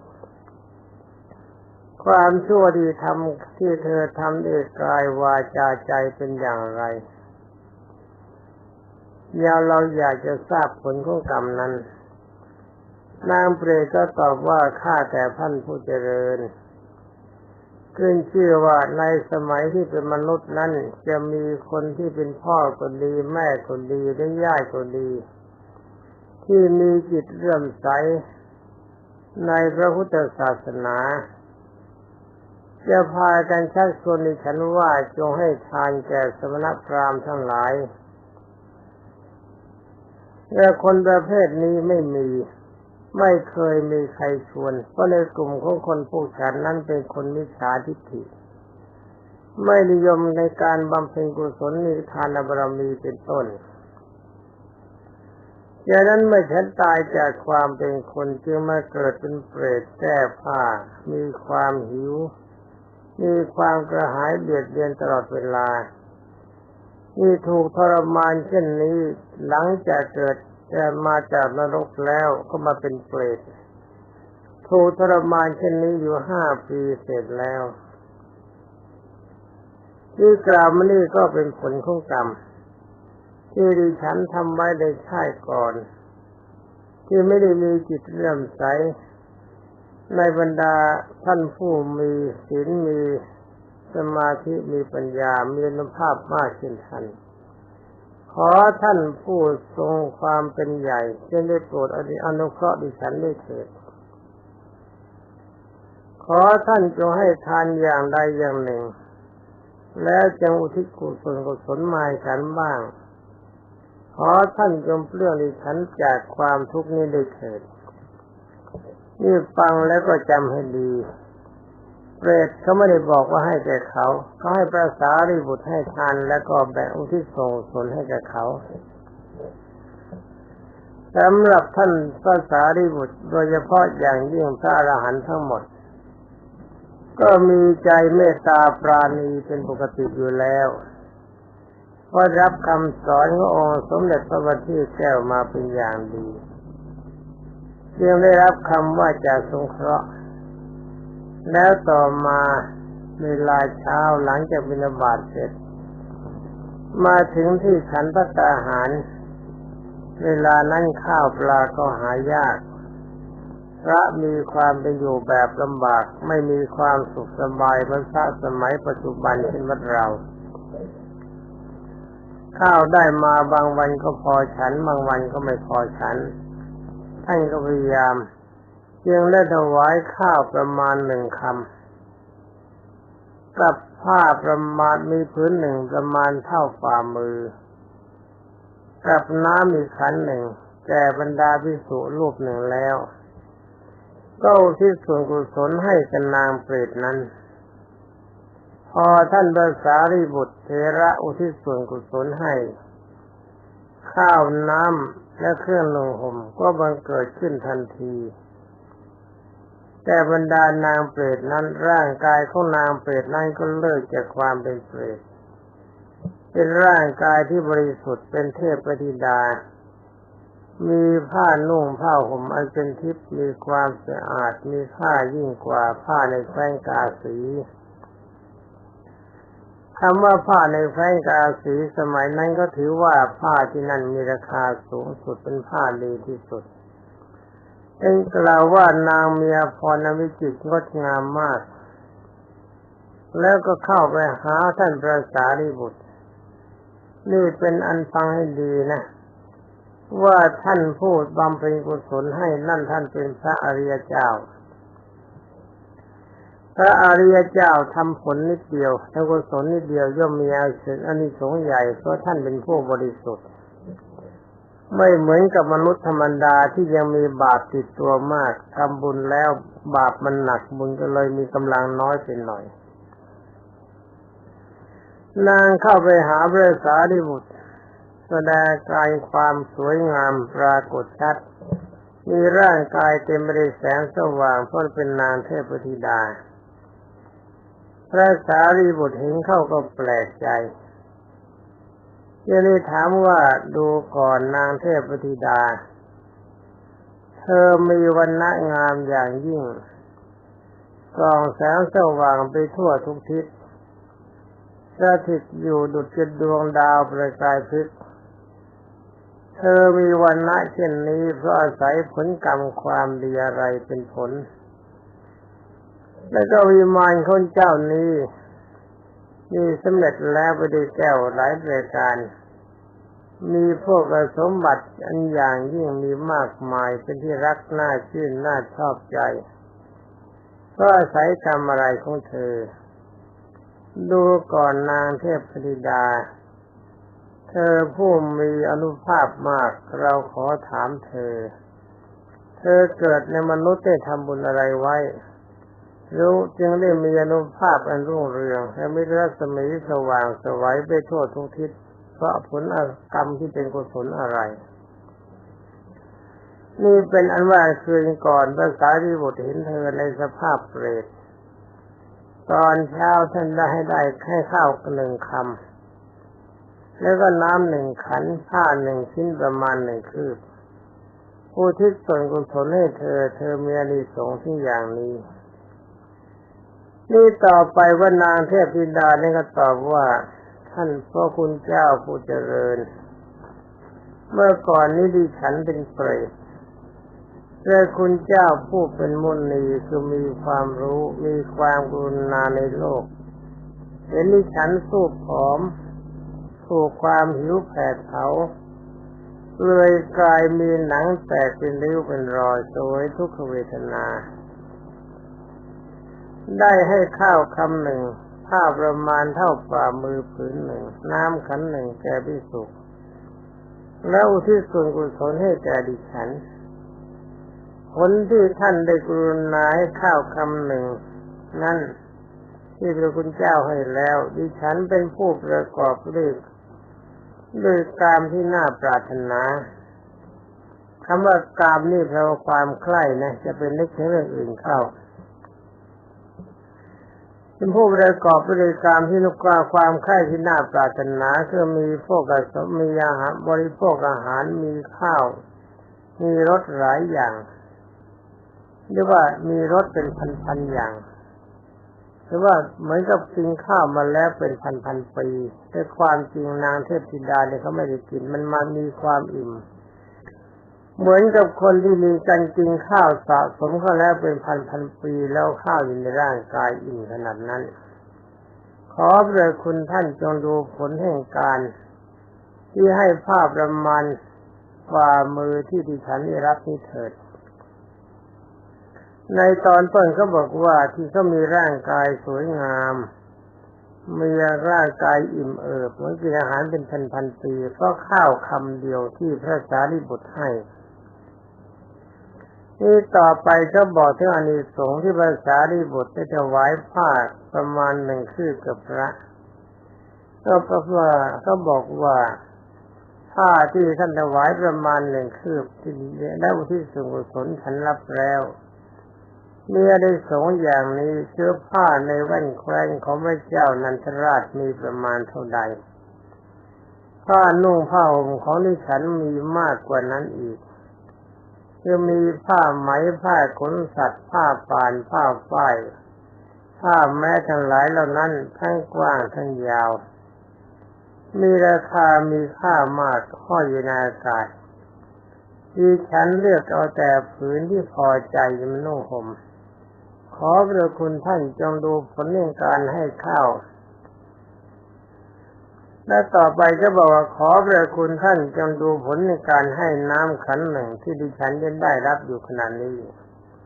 นี่เลยที่เขาบอกว่าที่ก็มีผ้าเยอะแยะเป็นผ้าทิพย์นี่ที่พูดว่าผ้าขนสัตว์ผ้าอะไรนี่เป็นผ้าทิพย์ทั้งหมดเพราะว่าพระสารีบุตรถวายทานแก่พระองค์นั้นด้วยผ้าหนึ่งคืบแล้วต่อไปเขาบอกว่าจงดูผลที่พระคุณเจ้าถวายน้ำหนึ่งขันกับพระรูปนั้นผู้ที่ส่วนกุศลให้แก่ดิฉันได้รับอานิสงส์อย่างนี้แล้วก็ชี้ให้ดูว่าสระโปกรณีสี่เหลี่ยมลึกอันบุญที่สร้างไว้แล้วดีมีน้ำใสมีท่าราบเรียบมีน้ำเย็นมีกลิ่นหอมหาสิ่งเปรียบเทียบไม่ได้หมายว่าหอมชื่นใจเหลือเกินจะหาสิ่งใดสิ่งหนึ่งมันมาเปรียบเทียบไม่ได้แล้วก็ดาดไปด้วยดอกบัวคือปฐมชาติและดอกอุบลเต็มด้วยน้ำอันดาดไปด้วยเกสรบัว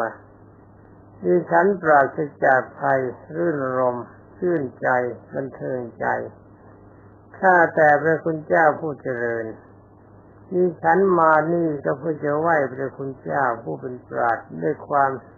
ที่พระคุณเจ้าได้มีความกรุณาแก่ดิฉันนี่ฟังไว้แล้วก็จำว่าสำหรับการบำเพ็ญกุศลให้เปรตเขาต้องทำบุญแบบนี้ด้วยความจริงอยากจะได้3 เรื่องจะได้หรือไม่ได้ก็ไม่ทราบเวลาไม่ค่อยจะมีนักจบแค่นี้ต่อไปก็อีกเปรตหนึ่งท่านพระสารีบุตรได้เห็นเปรตผู้ผอมโทรมมีแต่ที่โครงท่านผู้เป็นผู้เปลือยกายมีรูปร่างน่าเกลียดผู้ผอมมีตัวสะพรั่งบริเส้นเองคือผอมท่านถามว่าเธอเป็นใครมายืนอยู่ที่นี่ทำไมนางเปรตนั้นตอบว่าเมื่อก่อนดิฉันเป็นมารดาของท่านคือได้ชาติไกลไปแล้วนานดิฉันได้เข้าถึงความเป็นเปรตที่เพียบพร้อมด้วยความหิวและความกระหายเมื่อถูกความหิวครอบงำแล้วก็กินน้ำลายบ้างกินน้ำมูกบ้างกินเสมหะคือเสลดที่เขาถมทิ้งบ้างนี่เรียกว่าเป็นเปรตที่อย่างดีแล้วยังพอกินได้และกินมันเหลวแห่งซากศพที่เขาเผาที่เขื่อนแต่ก่อนกินโลหิตผู้หญิงทั้งหลายที่คลอดบุตรและโลหิตแห่งบุรุษทั้งหลายที่ถูกตัดมือตัดเท้าและศีรษะที่เป็นแผลหรือว่าโลหิตที่เขาเป็นแผลที่ไหลออกมากินเนื้อกินเอ็นและข้อมือข้อเท้าเป็นต้นของหญิงของชายและหญิงที่ตายแล้วกินหนองกินเลือดกินหนองกินเลือดแห่งสัตว์ทั้งหลายที่มนุษย์ทั้งหลายเขาเลี้ยงเพราะว่าไม่มีที่พึ่งไม่มีที่อาศัยเวลานอนก็เป็นนอนบนเตียงของบุคคลผู้ตายซึ่งเขาไว้ทิ้งไว้ในวัฏชาท่านเป็นแม่เปรตคนนี้เคยเป็นแม่พระสารีบุตรมาในสมัยประมาณ1,000 ชาตินางกล่าวว่าลูกเอ๋ยขอลูกจะให้ทานแล้วอุทิศส่วนกุศลผลบุญมาให้แม่บ้างแม่จะได้มีความสุขจะได้พ้นจากการหิวจากการกินน้ำเลือดน้ำเหลืองน้ำหนองสักทีหนึ่งท่านพระสารีบุตรมีจิตอนุเคราะห์ได้ฟังคำของมารดานี่จำให้ดีในบรรดาญาติโยมพุทธบริษัทว่านางเปรตที่เขาขอเนี่ยเขาไม่ได้ขอให้แก่เขาโดยตรงว่าทำบุญอะไรก็ตามทำแล้วอุทิศส่วนกุศลให้นี่จะเอาสักเรื่องหนึ่งเขาไม่ไหวท่านพระสารีบุตรมีจิตอนุเคราะห์มารดาได้ฟังคำของมารดาแล้วจึงปรึกษากับท่านโมคคัลลานะเถระและพระอนุรุตและท่านพระกัปปินะร่วมกันแล้วสร้างกุฏิทั้ง4 หลังในทิศทั้ง4และถวายกุฏิเหล่านั้นเป็นของสงฆ์และให้ข้าวให้น้ำแก่สงฆ์อุทิศส่วนกุศลให้แก่มารดาขณะที่อุทิศส่วนกุศลนั่นเองข้าวและน้ำและผ้าก็บังเกิดเป็นจากผลแห่งความดีที่พระสารีบุตรทำแล้ว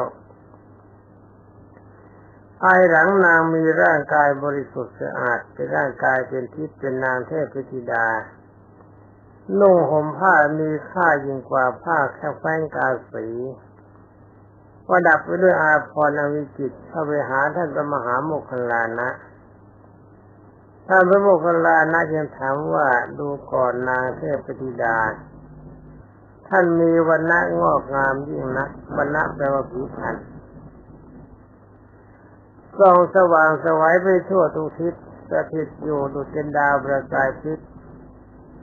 ท่านมีวรรณะเช่นนี้เพราะกรรมอะไรเพราะผลที่สำเร็จแก่ท่านในวิมานนี้ก็เพราะอาศัยกรรมอะไรแล้วโภคะทุกสิ่งทุกอย่างเป็นที่รักแห่งใจย่อมมาเกิดแก่ท่านเพราะอาศัยกรรมอะไรดูก่อนนางเทพธิดาผู้มีอานุภาพมากอาตมาขอถามเมื่อท่านเป็นมนุษย์ทำบุญอะไรไว้อันหนึ่งท่านมีอานุภาพรุ่งเรืองถ้ามีรัศมีกายสว่างไสวไปทุกทิศอย่างนี้เพราะบุญอะไร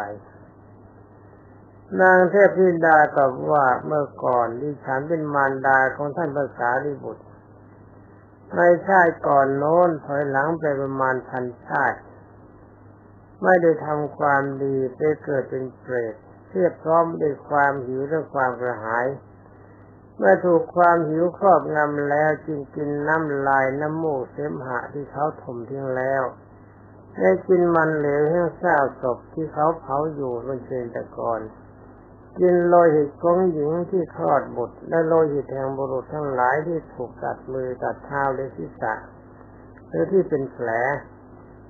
กินเนื้อเอ็นข้อมือและข้อเท้าผู้ชายและหญิงได้กินหนองได้กินเลือดของสัตว์ที่เขาฆ่าแล้วของมนุษย์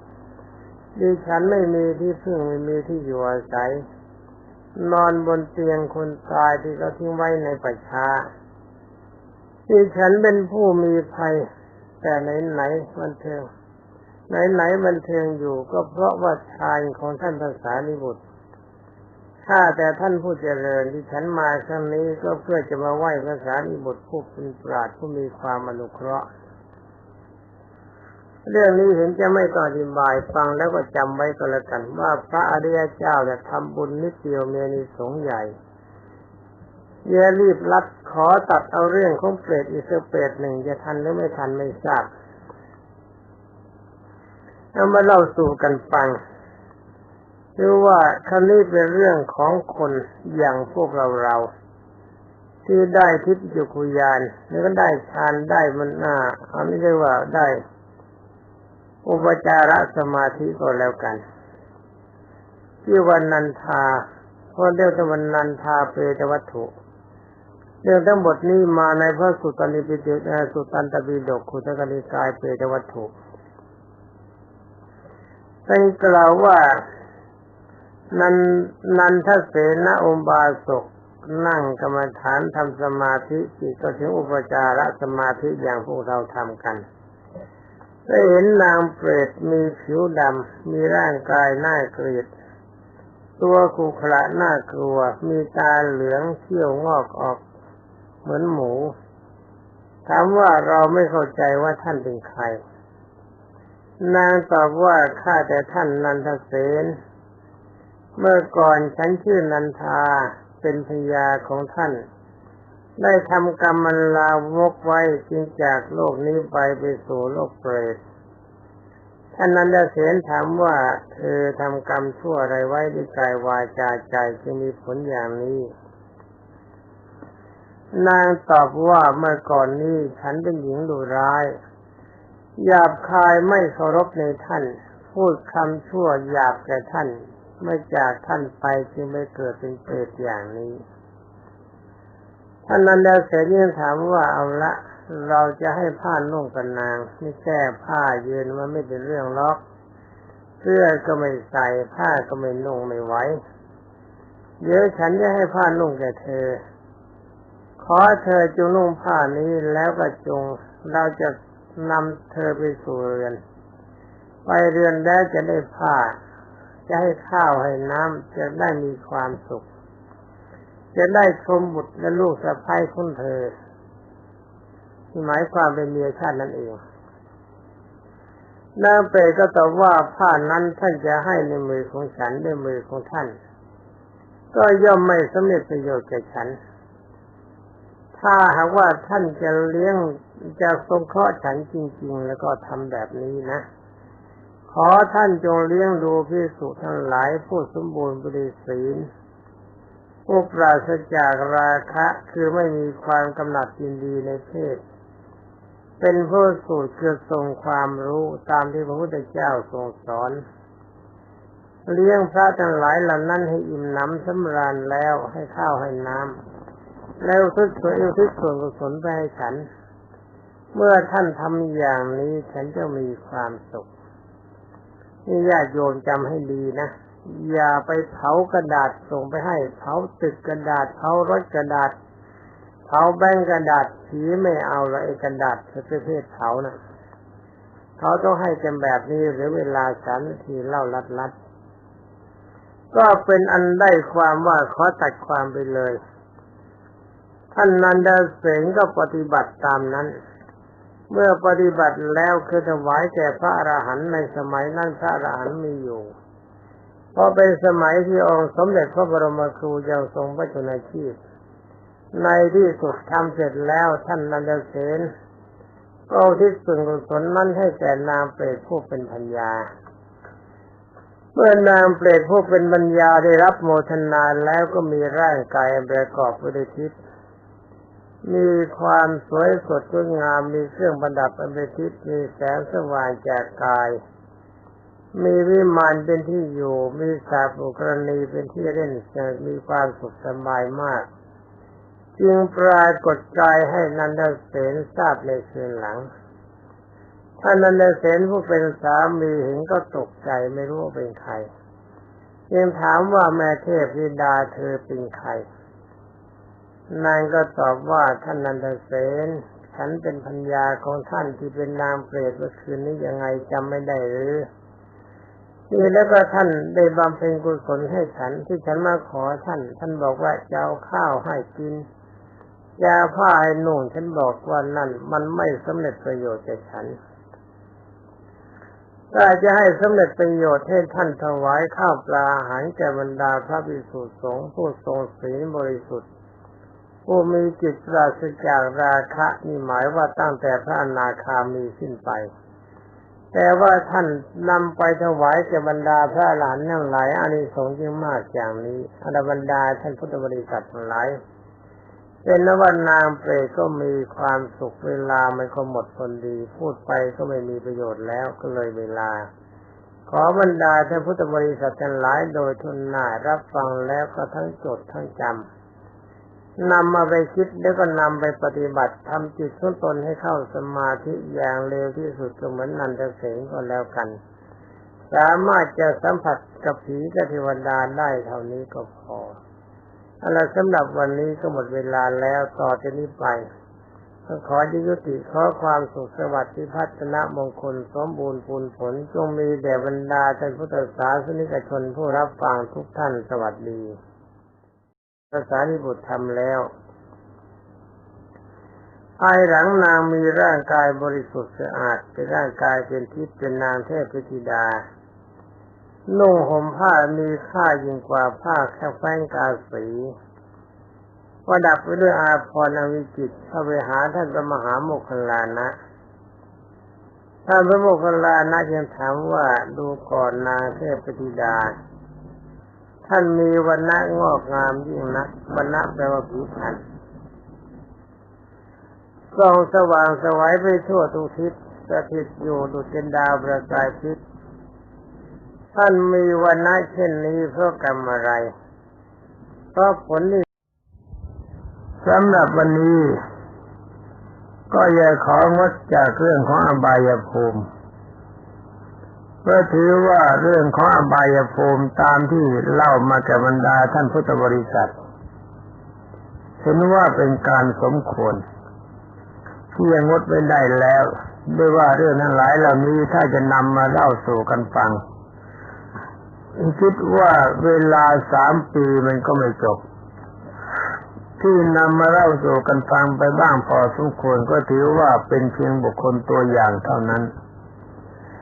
คือบุคคลตัวอย่างที่ประกอบความเลวก็ได้รับผลความเป็นทุกข์บุคคลที่ประกอบความดีรับผลความเป็นสุขแต่ส่วนที่แล้วมาเป็นเรื่องของความเลว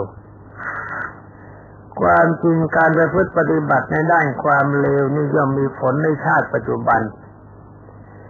ไม่ใช่ว่าจะเป็นต้องรอรับผลชาติหน้าเสมอไปสมมติอย่างที่เราด่าเขาแทนที่เขาจะยิ้มรับเขาก็ด่าตอบเราคิดประทุษร้ายเขาก็คิดประทุษร้ายเราอกตัญญูไม่รู้คุณคนความเดือดร้อนมันก็เกิดขึ้นกับเราคือไม่มีใครเขาอยากจะเลี้ยงเขาอยากจะคบหาสมาคมนี่เป็นตัวอย่างฉะนั้นกรรมของบุคคลที่สร้างความชั่วทำตัวให้ลงนรกแล้วก็ยังไม่พอเมื่อเกิดกรรมยังไม่หมดก็ต้องมาเกิดเป็นเปรตนี่นับจนเป็นลำดับได้12ระดับก็จะผ่านเปรตมันได้ก็ใช้เวลาเป็นนับเป็นร้อยกับจากเปรตก็มาเป็นอสุรกายจากอสุรกายก็มาเป็นสัตว์เดรัจฉานเมื่อเป็นสัตว์เดรัจฉานจากสัตว์เล็กแล้วก็เป็นสัตว์ใหญ่มาทีละน้อยละน้อยจนกว่าจะเป็นสัตว์ที่รับความเมตตาปราณีจากคนเมื่อมาเป็นสัตว์ประเภทนี้แล้วหลังจากนั้นที่ว่าใช้กรรมที่เป็นอกุศลหนักพอสมควรพ้นไปถ้ากรรมนั้นผลกรรมความชั่วยังไม่สิ้นมาเกิดเป็นคนก็ยังเป็นคนดีไม่ได้รายการหนึ่งอาจจะมีร่างกายทุพพลภาพไม่มีความสมบูรณ์รายการที่สองมันสมองอาจจะเฉยชาไม่มีความเฉลียวฉลาดรายการที่สามฐานะไม่ดีตามสมควรหาเลี้ยงตัวไม่ค่อยจะพอกินอย่างนี้เป็นต้นและรายการที่สี่ก็จะกลายเป็นคนที่มีความไม่สมบูรณ์แบบร่างกายเต็มไปด้วยความทุกข์ยากมีโรคภัยไข้เจ็บเบียดเบียนนี่จัดว่าเป็นอกุศลกรรมขึ้นชื่อว่าอกุศลกรรมความชั่วที่เราทำไว้แล้วในอดีตที่จะติดตัวมาในชาตินี้ที่เราจะมองเห็นได้ง่ายก็คือหนึ่งคุณที่ละเมิดปาณาติบาตเกิดในชาตินี้เป็นคนอายุสั้นพลันตายหรือว่ามีโรคภัยไข้เจ็บเบียดเบียนรายการที่สองคนที่มีโทษอธินาทานคนประเภทนี้เกิดมาแล้วมีความยากจนเข็ญใจทรัพย์สินทั้งหลายที่หามันได้ก็ไม่พอกินไม่พอใช้นอกจากนั้นมีทรัพย์เท่าไรก็มีความเสื่อมมีความเสียอยู่ตลอดเวลาจากไฟไหม้บ้านบ้างน้ำท่วมพัดเอาทรัพย์สมบัติเสียหายบ้างลมพัดให้น้ำในบ้านพังบ้างหรือว่าถูกโจรกรรมลักขโมยบ้างอย่างนี้เป็นต้นอันนี้เป็นผลมาจากเศษของอธินาทานและสำหรับเศษผลของกามเมสุมิจฉาจารคนประเภทนี้จะมีลูกมีหลานมีพี่มีน้องมีบริวารเขาเรียกว่าไม่อยู่ในวาดไม่อยู่ในคำสั่งสอนเป็นคนดื้อด้านทำความเดือดร้อนให้เกิดขึ้นแก่ตนข้อที่สี่องค์สมเด็จพระทศพลกล่าวว่าเศษกรรมที่กล่าวมุสาวาทสมเด็จพระบรมโลกนาถกล่าวว่าคนประเภทนี้เกิดมาเป็นคนมีวาจาเป็นที่ไม่ชอบใจของบรรดาประชาชนผู้สดับได้รับฟังพูดอะไรไม่มีใครเขาอยากเชื่อสำหรับเศษกรรมที่เสพสุราและมีไรเกิดมาในชาติใหม่เป็นคนก็กลายเป็นคนสติสตังไม่สมบูรณ์เป็นโรคประสาทบ้างเป็นโรคบ้าบ้างหรือไปที่เป็นคนเขาเรียกว่าเป็นคนปัญญาอ่อนบ้างอย่างนี้เป็นต้นนี่จัดว่าเป็นหลักของกรรมใหญ่สำหรับหลักของกรรมย่อยยังมีมากไปกว่านั้นเป็นอันว่าขอว่าบรรดาท่านพุทธบริษัททั้งหลายทุกท่านพึงทราบว่ากรรมที่เราทำแล้วเป็นอกุศล ไม่สามารถจะทำตนของบุคคลนั้นให้มีความสุขได้ทั้งในชาติปัจจุบันและสัมปรายภพดังนั้นขอทุกท่านจงละเว้นกรรมที่เป็นอกุศลคือความชั่วเสียให้หมดปฏิบัติตามกระแสพระสัทธรรมเทศนาขององค์สมเด็จพระบรมสุคตคืออย่างน้อยมีศีลบริสุทธิ์มีการให้ทานเป็นปกติใช้ปัญญาพิจารณาว่าสิ่งใดควรไม่ควรสิ่งใดที่องค์สมเด็จพระสัมมาสัมพุทธเจ้ากล่าวว่าสิ่งนี้เป็นอกุศลคนไม่ควรทำเราก็เว้นสิ่งนั้นและสิ่งใดที่เป็นกุศลควรปฏิบัติเพราะเป็นปัจจัยของความสุขเราทำสิ่งนั้นอย่างนี้จึงจะมีความสุขอีกประการหนึ่งมีคนมักจะพูดกันเสมอว่าชาตินี้กรรมชั่วของเราไม่มีกรรมดีไม่ปรากฏหมายความว่าการเกิดมาแล้วเราไม่ทำความชั่วแต่แล้วเราก็ไม่ทำความดีอย่างนี้เราก็จะมีความสุขทั้งในชาตินี้และชาติหน้าแต่ความจริงความคิดอย่างนี้เป็นของผิดไม่ถูกแต่คนเราที่จะเกิดมาได้โดยก็อาศัยผลสองประการคือหนึ่งมีศีลห้าหรือว่ามีกรรมบท10อย่างใดอย่างหนึ่งมาแล้วเราจึงเกิดเป็นคนที่เราจะมีทรัพย์สินมากบ้างหรือน้อยบ้างก็ตามทีที่เรียกว่าพอจะมีจะกินได้ก็เพราะอาศัยของทานความดีในการเกื้อกูลซึ่งกันและกันในการก่อนจึงมีผลให้เราเป็นคนมีทรัพย์สมบัติการที่เราจะมีปัญญารู้จักที่ว่าสิ่งนั้นดีสิ่งนี้ชั่วก็เพราะอาศัยเราเคยอบรมธรรมถ้าหากว่าผลอันนั้นส่งผลให้เรามามีความสุขในชาตินี้และเราไม่ทำต่อไปก็จะมีสภาพเป็นว่าคนที่มีนามีไร่เคยทำผลได้แล้วมีข้าวมีปลามีผลประโยชน์จากพืชไร่และพืชนาหลังจากนั้นเมื่อได้มาเราไม่ทำต่อกินของเก่ามันหมดไปของใหม่ไม่ปรากฏมาเราก็จะกลายเป็นคนไร้ทรัพย์ข้อนี้ก็มีปรากฏมาในพระธรรมบทคุตกนิกายคือว่าองค์สมเด็จพระจอมไตรบรมศาสดาสัมมาสัมพุทธเจ้ายังทรงพระชนอยู่ในเวลานั้นปรากฏว่าองค์สมเด็จพระบรมครูได้แสดงพระธรรมเทศนาเทศสอนบรรดาท่านพุทธบริษัทในการวันหนึ่งองค์สมเด็จพระทรงสวัสดิโสภาคพร้อมด้วยพระอานนท์กำลังเดินไปบิณฑบาตสมเด็จพระบรมโลกนาถทรงเห็นเด็กคนหนึ่งมีร่างกายคล้ายปีศาจคลุกฝุ่นคำว่าปีศาจหมายความว่าร่างกายไม่สวยสดงดงามแถมคลุกฝุ่นอีกด้วยช่วยให้ความไม่สวยมีมากขึ้นในตอนนี้องค์สมเด็จพระยาศรีทรงแย้มพระโอษฐ์ตามธรรมดาพระพุทธเจ้านี่ไม่ทรงยิ้มไม่ทรงแย้มไม่ทรงหัวเราะทั้งนี้ก็เพราะว่าพระพุทธเจ้าถ้ายิ้มก็มีเรื่องสำคัญในขณะนั้นพระอานนท์ซึ่งเป็นพระอนุชาขององค์สมเด็จพระวิชิตมารบรมศาสดาสัมมาสัมพุทธเจ้าทรงได้เห็นองค์สมเด็จพระผู้มีพระภาคเจ้าทรงแย้มพระโอษฐ์ก็สงสัยจึงได้กราบทูลองค์สมเด็จพระจอมไตรว่าพันเตภควาข้าแต่องค์สมเด็จพระผู้มีพระภาคเจ้าผู้เจริญพระพุทธเจ้าข้าองค์สมเด็จพระผู้มีพระภาคเจ้าทรงแย้มพระโอษฐ์ในเรื่องอะไรสมเด็จพระจอมไตรบรมศาสดาจึงได้มีพระพุทธฎีกาตรัสถามว่าอนันทะดูก่อนอานนท์เธอเห็นท่านอานันดเศรษฐีไหม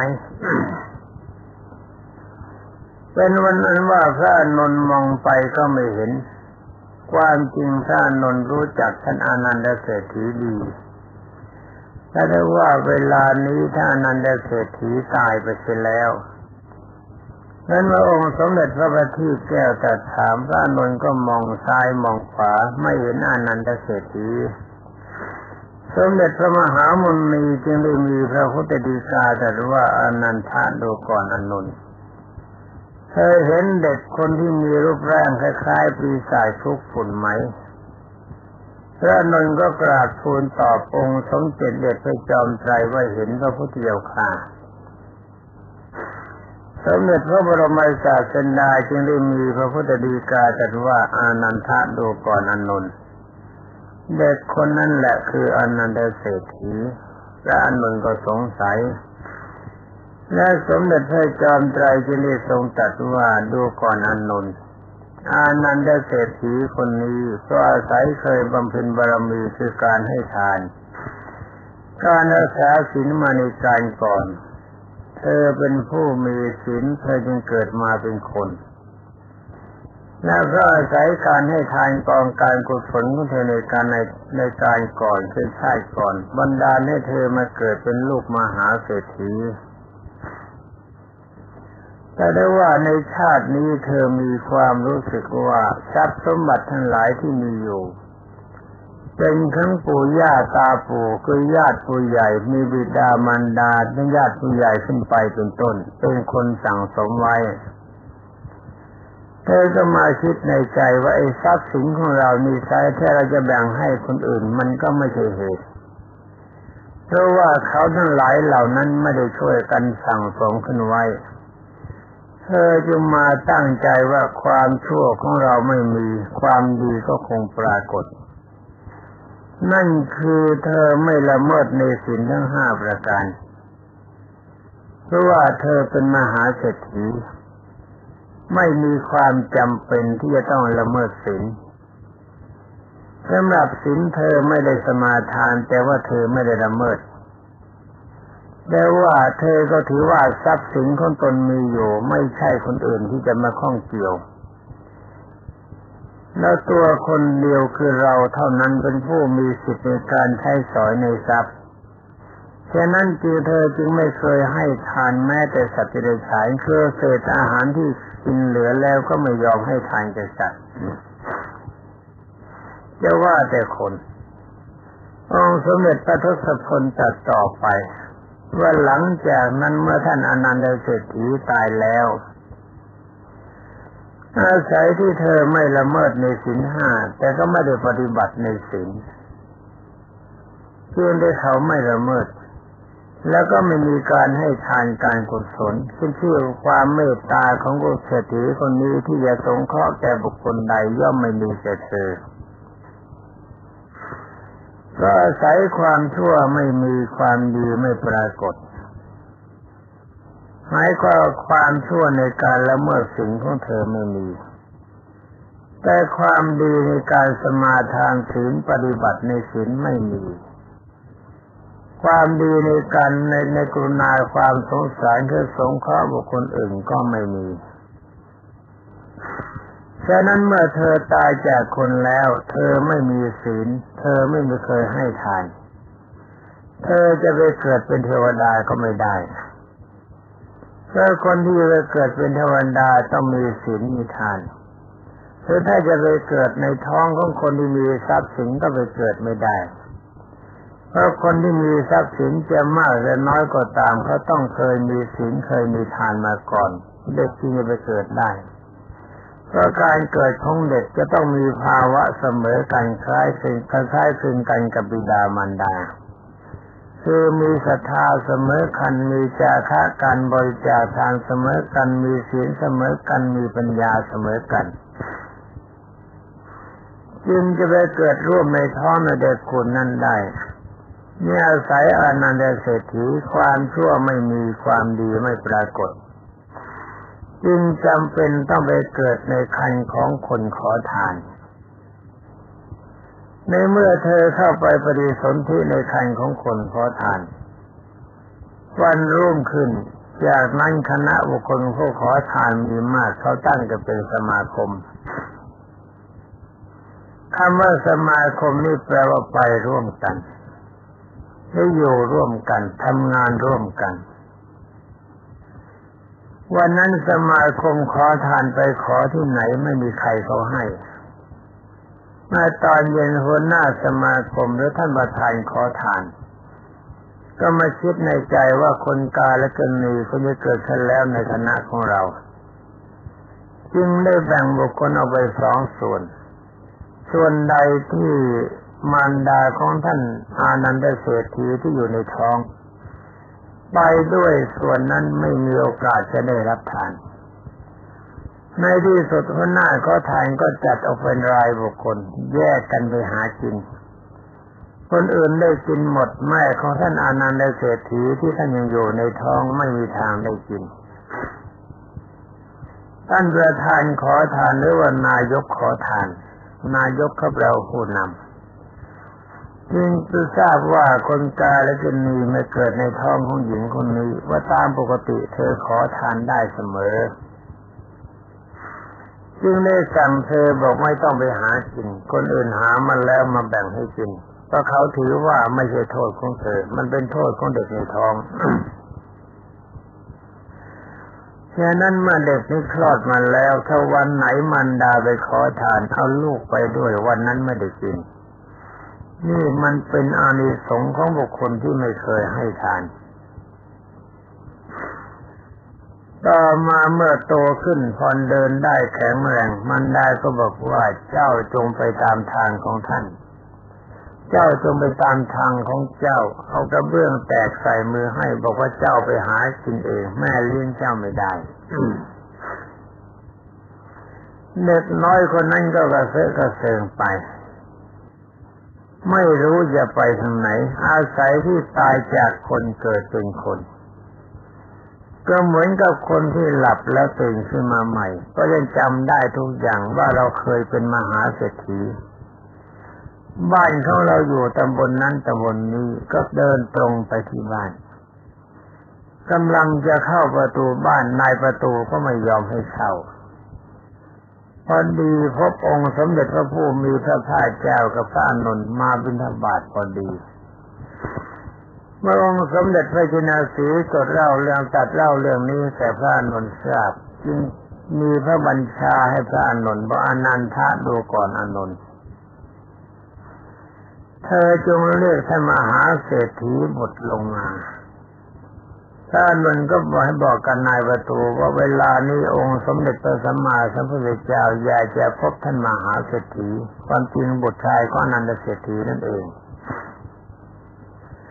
เมื่อท่านมหาเศรษฐีใหม่ลงมาแล้วองค์สมเด็จพระบัณฑิตแก้วจึงกล่าวว่าเศรษฐีดูก่อนท่านมหาเศรษฐีเด็กคนนี้เป็นบิดาของเธอมีนามว่าอานันทเศรษฐีท่านเศรษฐีนั่นขอโทษเถอะถ้าว่าเป็นคนธรรมดาท่านอาจจะคิดว่าพระพุทธเจ้านี่คงจะไม่สมบูรณ์ในด้านสมองและจิตใจ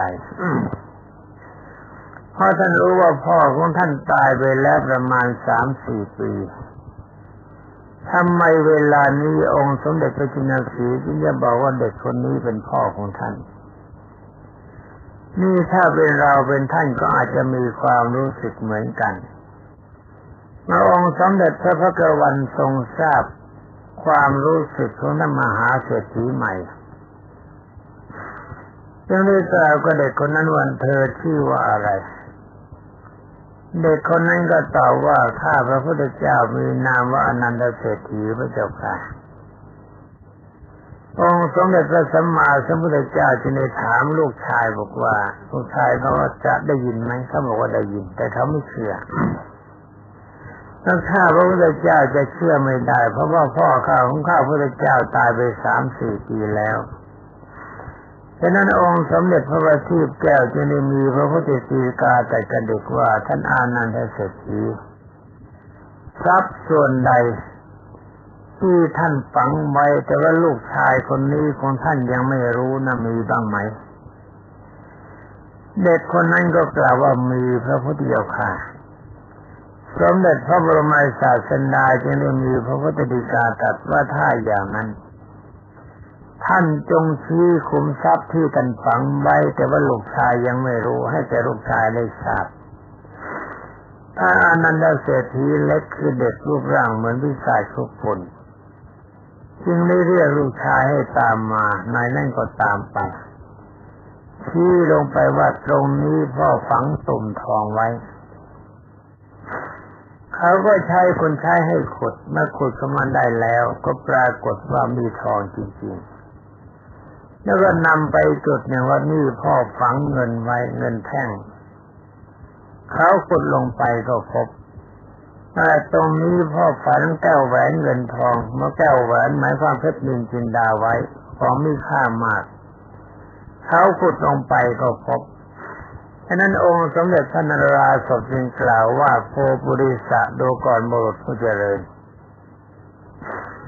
เด็กคนนี้ต้องเป็นบิดาของเธอจริงเขาก็ยอมรับองค์สมเด็จพระผู้มีพระภาคเจ้าจึงทรงตรัสว่าเพราะว่าอานันดเศรษฐี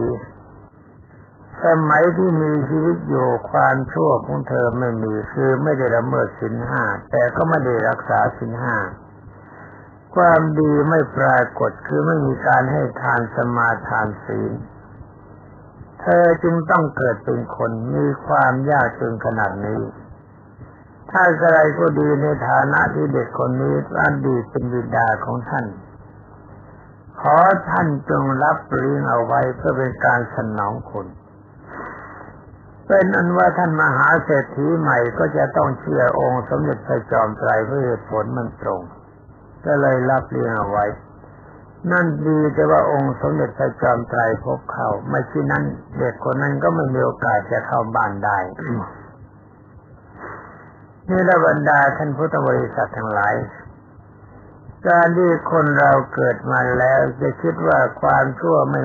มีความดีไม่ปรากฏขึ้นชื่อว่าเราไม่ทำลายศีลห้าแต่เราก็ไม่เคยสมาทานศีลห้าเราไม่เคยให้ทานกองการกุศลแต่เราไม่รักไม่ขโมยของใครไม่เบียดเบียนทรัพย์สินของใครจะเข้าใจว่าเป็นความดีผลที่จะพึงได้ก็อย่างตัวอย่างท่านอนันดเศรษฐีเป็นเหตุฉะนั้นขอบรรดาท่านสาวกขององค์สมเด็จพระบรมโลกเทศอันนี้เป็นบุพกรรมด้านมนุษย์คือบุพกรรมด้านมนุษย์ที่จะชี้แจงให้บรรดาท่านพุทธบริษัทได้ทราบ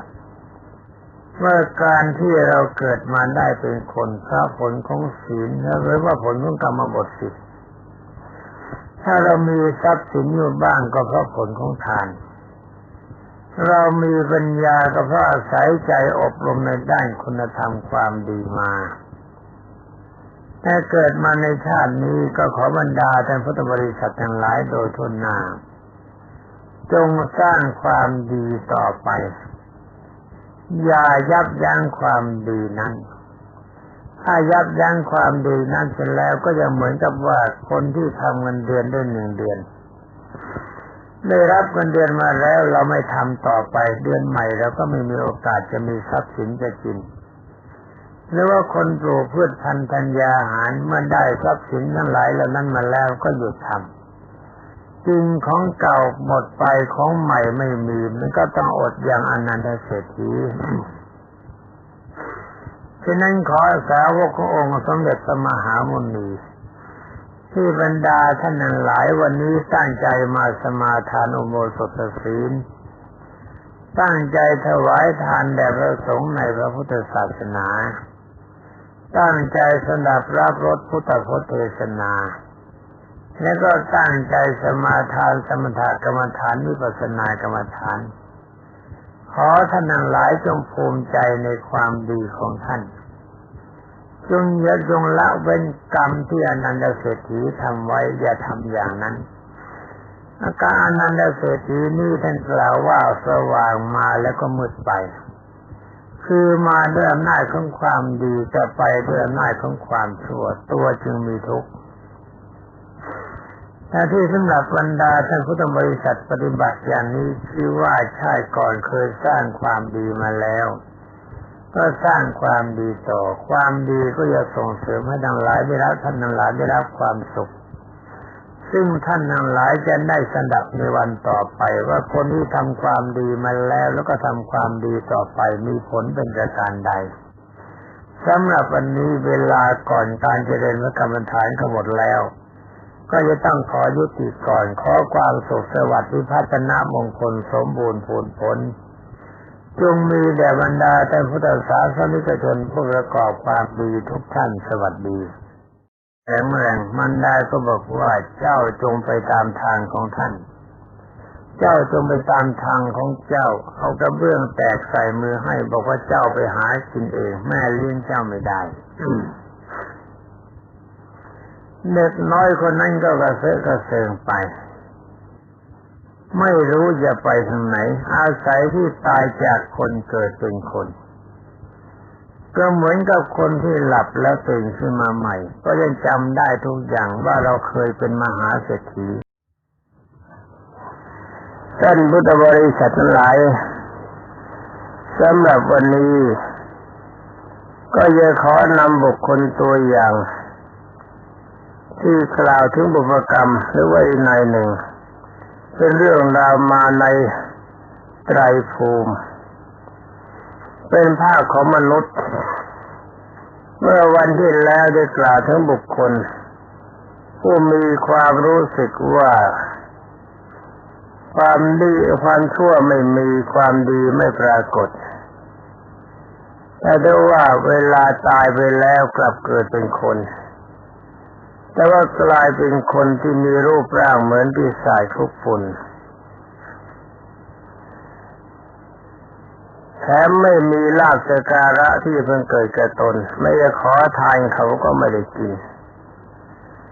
อันนี้บรรดาท่านพุทธบริษัทเพิ่งทราบว่าบาปเขาไม่ทำกรรมเขาไม่สร้างหมายความว่าเขาไม่ทำไม่ละเมิดศีลห้าจริงแต่ถ้าว่าไม่ได้ส่งเสริมศีลห้าบุคคลที่จะส่งเสริมศีลห้าตามที่พระพุทธเจ้ากล่าวว่าสัพพปาปัสสะกรณังว่าท่านทั้งหลายจงอย่าทำความชั่วทั้งหมด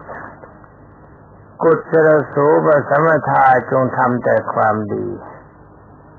สำหรับอานันดเศรษฐีความชั่วไม่ทำแต่ความดีก็ไม่ทำด้วยเพราะว่าคำว่าศีลจะทรงยืนได้เพราะอาศัยเมตตากับกรุณาทั้งสองประการในเมื่อท่านไม่มีทั้งความเมตตาไม่มีทั้งกรุณาทั้งสองประการเป็นอันว่าทานแม้แต่นิดหนึ่งก็ไม่ยอมให้ใครศีลถึงแม้ว่าไม่ละเมิดแต่ก็ชื่อว่าเป็นจริงเป็นการจริงของเก่าบุญที่สั่งสมมาเป็นมหาเศรษฐีได้เพราะหน้าทานเป็นปัจจัยที่เกิดเป็นคนได้เพราะอาศัยศีลเป็นปัจจัยแต่ชาติสุดท้ายนี้ท่านกินทานกินศีลเก่าของท่านหมดแล้วไม่ทำใหม่เมื่อตายไปจากความเป็นคนจึงจะต้องไปเป็นคนที่เต็มไปด้วยความทุกขเวทนาอย่างสาหัสคือไม่มีอะไรจะกินถ้าไม่ได้องค์สมเด็จพระมหามุนีแล้วโอกาสของเขาจะไม่มีเลยสำหรับวันนี้ก็จะขอนำมาเรื่องของบุคคลที่ทำทั้งความดีและความชั่วมาเล่าย่อสู่กันฟังเพราะว่าในส่วนใหญ่มีอยู่แล้ว นั่นก็คือโคศกเทพบุตรโคศกเทพบุตรนี่เดิมทีมีนามโกตะในโกตุหริกะโกตุหริกะนี่มีภรรยาอยู่คนหนึ่งแล้วก็มีลูกเล็กอยู่คนหนึ่งเมื่อทุกพิกภัยเข้ายากหมากแพงฝนแล้งไม่ตกต้องตามฤดูกาลในบ้านเมืองที่ตนอยู่จึงได้พากันหาบคอนนำทรัพย์สมบัติทั้งหลายเท่าที่พอมีออกจากบ้านของตนไปสู่เมืองอื่นแต่ก็เป็นการบังเอิญอย่างยิ่งในขณะที่เดินมาในกลางป่าเสบียงอาหารหมดต้องอดข้าวทั้งผัวทั้งเมียลูกน้อยก็ต้องอุ้มมาต่อมาเขาคิดว่าลูกน้อยนี่เป็นเครื่องถ่วงการก้าวหน้าคือการเดินทางของเขาฉะนั้นในโกตุหริกะจึงปรารภกับภรรยาว่าลูกของเรานี่ควรจะทิ้งไปเสีย ก็ไม่ควรจะเก็บมันไว้เก็บไว้ก็ไม่มีประโยชน์อะไรตัวของเราเองก็มีความลำบากกายลำบากใจอยู่เพียงนี้แล้วอาหารก็อดกำลังก็จะหมดลงไปปล่อยให้มันตายเสียดีกว่าสำหรับพัญญาไม่ยอมเพราะมีความรักในลูกน้อยนี่มากจึงนำมาลูกน้อยมาอุ้มเสียให้ผัวหาบก่อนไปตามกำลังแต่เดินมาในระหว่างทางไม่นานเท่าไรนักความเมื่อยมันก็ปรากฏขึ้นผัวก็รับลูกน้อยมาอุ้มตอนนี้เป็นเวลาใกล้ค่ำปรากฏว่าในโกตุหริกะปรารถนาจะทิ้งลูกให้มันตายตามยถากรรมจึงปล่อยให้พัญญาเดินไปไกลทำทีท่าเหมือนว่านั่งถ่ายปัสสาวะลูจาระบอกให้บรรดาพัญญาเดินไปก่อนสำหรับพัญญาก็ไม่ได้คิดว่าผัวของตนจะคิดฆ่าลูกเมื่อเดินไปเวลามันใกล้ค่ำแล้วเขาจะลูกน้อยวางไว้โคนต้นไม้เอาใบไม้ปิดเขาไว้แล้วก็ทวงเวลาเดินไปช้าๆก็จะทันพัญญาก็ไกลแสนไกลเวลาก็มืดค่ำแล้วเมื่อเข้าไปใกล้พัญญาถามว่าลูกน้อยไปไหนเขาก็บอกว่าเอาวางไว้ที่โคนต้นไม้ถ้าจะกลับไปหามันก็กลับไปหาไม่ได้เพราะเวลามันค่ำเมียก็จนใจเป็นอันว่าสองคนตายายต่างคนต่างก็เดินเข้ามาในที่เขตของบ้านธรรมหาเศรษฐีในเวลานั้นปรากฏว่าท่านมหาเศรษฐีกำลังบริโภคอาหารอยู่สองคนมีความปรารถนาจะรับความสงเคราะห์จากท่านจึงได้ขออนุมัติจากท่านมหาเศรษฐีอยากจะทำงานรับจ้างในบ้านของท่านถ้าไม่ได้อะไรมากก็เพียงว่าได้กินอาหารไปวันหนึ่งก็พอท่านมหาเศรษฐีเห็นใจที่รับคนทั้งสองไว้เป็นลูกจ้างในบ้านมีค่าจ้างตามสมควรแต่ด้วยว่าวันนั้นยังไม่ได้ผ่านไปขณะที่เขาเข้าไปหาท่านมหาเศรษฐีท่านมหาเศรษฐีกำลังบริโภคอาหารคือข้าวมัทุปายาตเป็นข้าวที่กษัตริย์และมหาเศรษฐีบริโภคมีราคามากแล้วท่านมหาเศรษฐีเห็นว่าเขามีความอ่อนแรงคือหิวโหยมาจึงให้คนจัดอาหารมาสองส่วนคือของพัญญาหนึ่งส่วนของนายโกตุหริกะอีกส่วนหนึ่งสำหรับในโกตุหริกะหิวมากกินของตนจนหมดพัญญายังไม่กินของตนเมื่อหมดแล้วพัญญาอาศัยที่มีความรักในสามีจึงได้ถามว่าท่านพอแล้วหรือยังเขาก็ตอบว่ายังไม่พอนางจึงเอาส่วนของตนนั้นให้กับนายโกตุหริกะนายโกตุหริกะก็กินอาหารส่วนที่สองเข้าไปอีกแต่ความจริงในระหว่างที่เขากำลังกินอาหารเวลานั้นท่านมหาเศรษฐีก็กำลังบริโภคอาหารท่านบริโภคข้าวมัทุปายาตคือข้าวดีชั้นเลิศเมื่อกำลังบริโภคไปท่านมีสุนัขตัวเมียอยู่ตัวหนึ่งเป็นสุนัขแสนรู้เวลาท่านกินข้าวไปท่านก็เอาอาหารยื่นให้กับสุนัขไปกินไปด้วยเลี้ยงสุนัขไปด้วยในตัวเสร็จเป็นอันว่าสุนัขก็กินอาหารที่มีความดีเสมอกับท่านมหาเศรษฐีนายโกตุหริกะเห็นสุนัขตัวนี้คิดว่าสุนัขมันมีบุญกับเราเป็นคนยังไม่มีโอกาสได้กินข้าวดีๆอย่างนี้จิตใจของเขาก็จับอยู่ที่นางสุนัขตัวนั้นอาศัยที่เขาอดข้าวมาตั้งหลายวันไม่ได้บริโภคอาหารกินเข้าไปจนเกินกำลังส่วนที่หนึ่งของตนหมดพัญญาเอาส่วนของตนมาให้กินก็กินเสียหมดแต่ความจริงนี่เขาไม่ได้รักพัญญาเขาเลย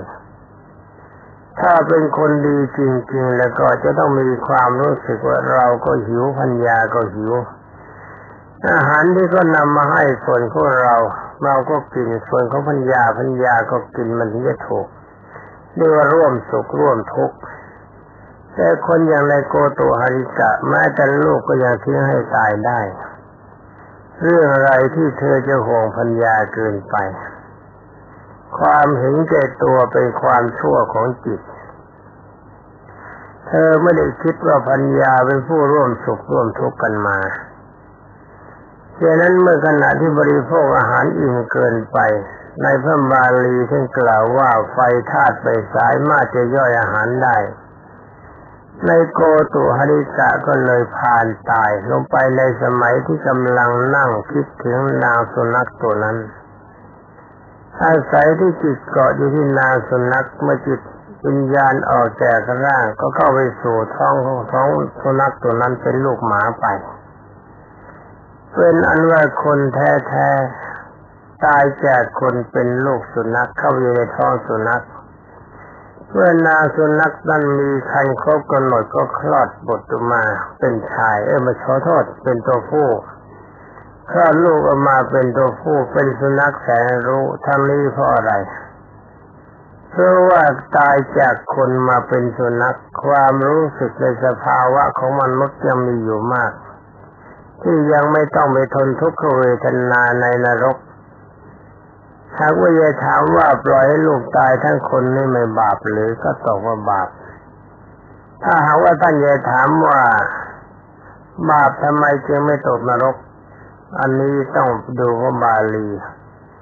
ที่องค์สมเด็จพระเจ้าอยู่หัวทรงตรัสว่าเจตนาของภิกขเวกัมมังมัฏฐามิ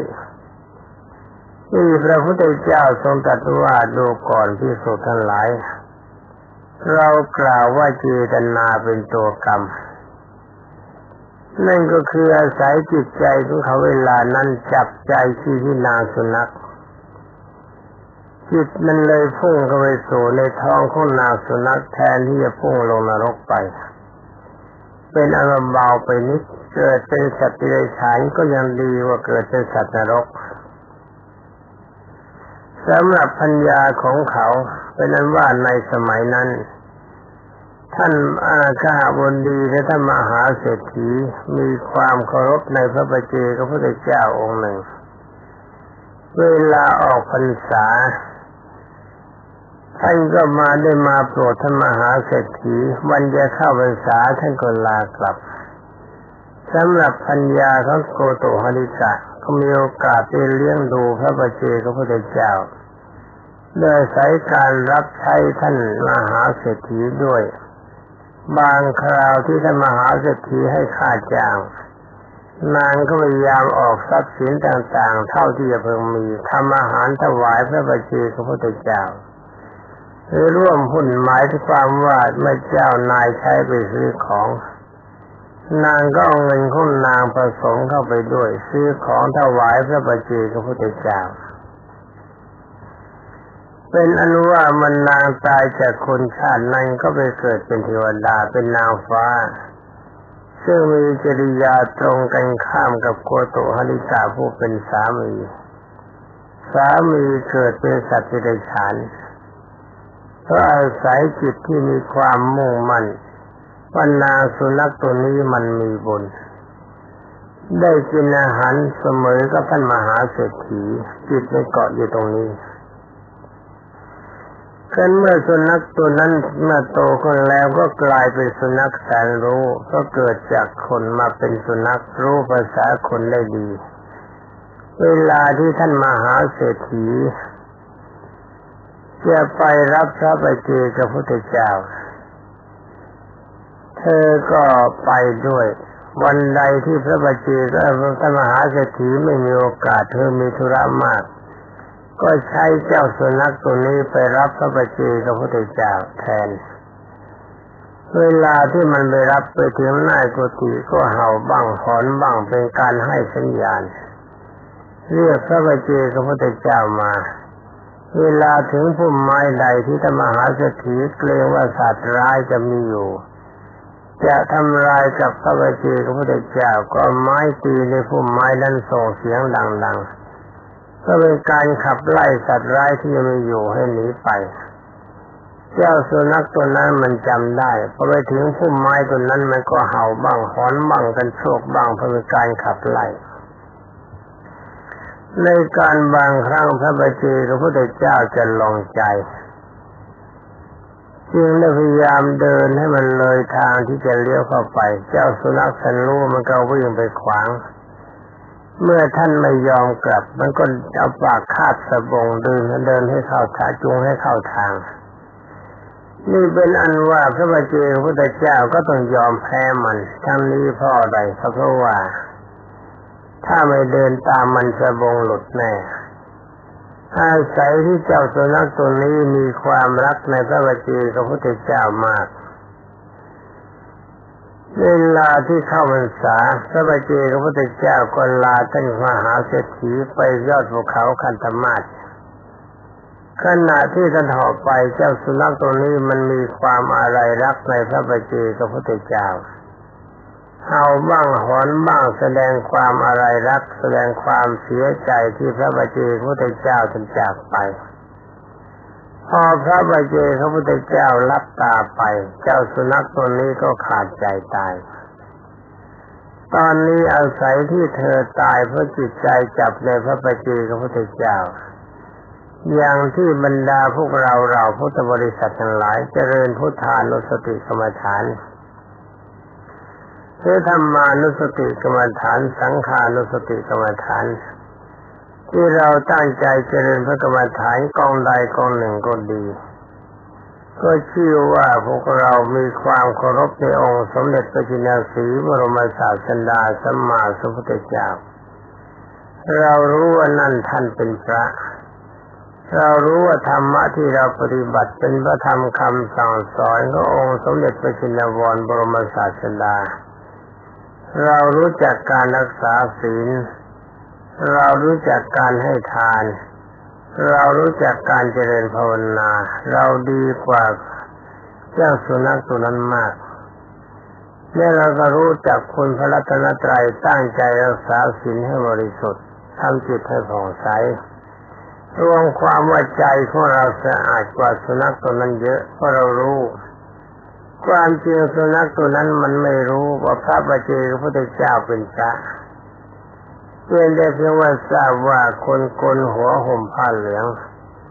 แต่ว่าเป็นคนที่ใจดีเจ้านายก็มันรักมันก็รักด้วยอาศัยที่เจ้าสุนัขตัวนั้นมีจิตใจผูกพันในพระบัณฑิตพระพุทธเจ้ามีความรักในพระบัณฑิตพระพุทธเจ้านึกถึงพระบัณฑิตพระพุทธเจ้าอยู่เมื่อท่านหายไปมันก็ขาดใจตาย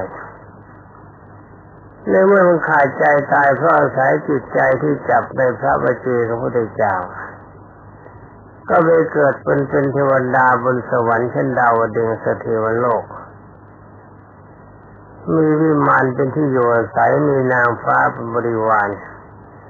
แต่จะไปรวมกับพัญญาหรือไม่บาลีไม่ได้กล่าวคงจะไม่รวมเพราะไปเกินในคนทัศนะพัญญาไปในฐานะที่เคยมีความเคารพในพระบัณฑิตพระพุทธเจ้าร่วมบุญร่วมกุศลด้วยกับท่านมหาเศรษฐีนางช่วยท่านแรงนางช่วยทั้งทรัพย์สินช่วยการปฏิบัติวัฏฏะพระบัณฑิตพระพุทธเจ้าด้วยความเคารพอานิสงส์ของนางดีกว่าคงจะไม่ได้ไปรวมกันครั้นเมื่อเวลาที่ในสุนัขตัวนั้นไปเกิดเป็นเทวดาบนสวรรค์ชั้นดาวดึงส์มีวิมานเป็นที่อาศัยมีบริวารแวดล้อมท่านกล่าวว่าเสียงของเธอดังเวลาพูดธรรมดาในเสียงดังไปถึง60 โยชน์เวลาพอเราะเต็มที่เสียงดังก้องดาวดึงส์นี่เป็นอันว่าคงจะเป็นเทวดาที่บรรดานางฟ้าและพระอินทร์และเทวดาทั้งหลายรำคาญมากองค์สมเด็จพระผู้มีพระภาคเจ้าทรงตรัสว่าที่เขาเกิดเป็นเทวดาได้เพราะมีใจเคารพในพระบัณฑิตพระพุทธเจ้ามีความรักในพระบัณฑิตพระพุทธเจ้านี่ประการหนึ่งอาศัยเสียงของเขาที่ดังมากกว่าเทวดาทั้งหลาย มีกังวานแจ่มใสก็อำนาจที่มีการเห่าการหอนให้สัญญาณกับพระบัจเจกพุทธเจ้าว่าเวลานี้เขามารับนี่เห็นไหมบรรดาท่านพุทธบริษัทที่มีบุคคลบางคนว่าสัตว์ดิรัจฉานทำบุญไม่ได้ถ้าเรามาดูเรื่องนี้กันเราจะเห็นว่าสัตว์ดิรัจฉานก็ทำบุญได้ที่เรื่องหนึ่งก็ได้แก่ช้างเอราวัณเทพบุตรของพระอินทร์ในสมัยที่เป็นมาฆกมานพเวลานั้นช้างของท่านก็ทำบุญได้เหมือนกันช้างตายจากความเป็นช้างไปเกิดเป็นเอราวัณเทพบุตรอันนี้เป็นอันว่าเราก็เข้าใจกันได้ว่าสุนัขก็ทำบุญได้ต่อมาเมื่อสมัยศาสนาองค์สมเด็จพระจอมไตรองค์นี้ทรงอุบัติขึ้นสำหรับปัญญาของเขามาเกิดเป็นลูกอนุเศรษฐีมีเงินประมาณ40 โกฏเพราะอาศัยบุญของนางที่ได้เลี้ยงจนมีความเคารพในพระบัจเจกพุทธเจ้าเอาเงินเล็กน้อยเข้าหุ้นเข้าส่วนกับเจ้านายถวายทานแก่พระบัจเจกพุทธเจ้าสำหรับโคศกเทพบุตรจุติลงมาก็มาเกิดในท้องของหญิงแพทย์สยาคือหญิงโสเภณีตามธรรมดาหญิงโสเภณีนี่เขาไม่รักลูกผู้ชายทั้งนี้เพราะอะไรถือว่าลูกผู้ชายไม่สามารถจะสืบตระกูลเป็นหญิงโสเภณีได้เมื่อออกมาแล้วเขาก็นำไปทิ้งไว้กลางแจ้งในป่าข้างใกล้ก็ไม่ไกลทางนักเวลานั้นปรากฏว่าแรงกรกาเข้ามารุมจะจิตสิ่งคิดว่าก่อนเนื้อตาได้กล่าวว่าในเดชะบุญบารมีในสมัยที่เขาเป็นสุนัขเขามีความเคารพในพระบัจเจกพุทธเจ้าเวลาที่ถึงพุ่มไม้สำคัญที่เจ้านายคือไล่สัตว์ร้าย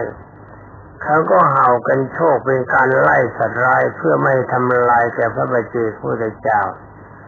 ท่านบอกว่าอานิสงส์ส่วนนี้เป็นเหตุป้องกันไม่แล้งละกาทั้งหลายเหล่านั้นกัดกินเขาได้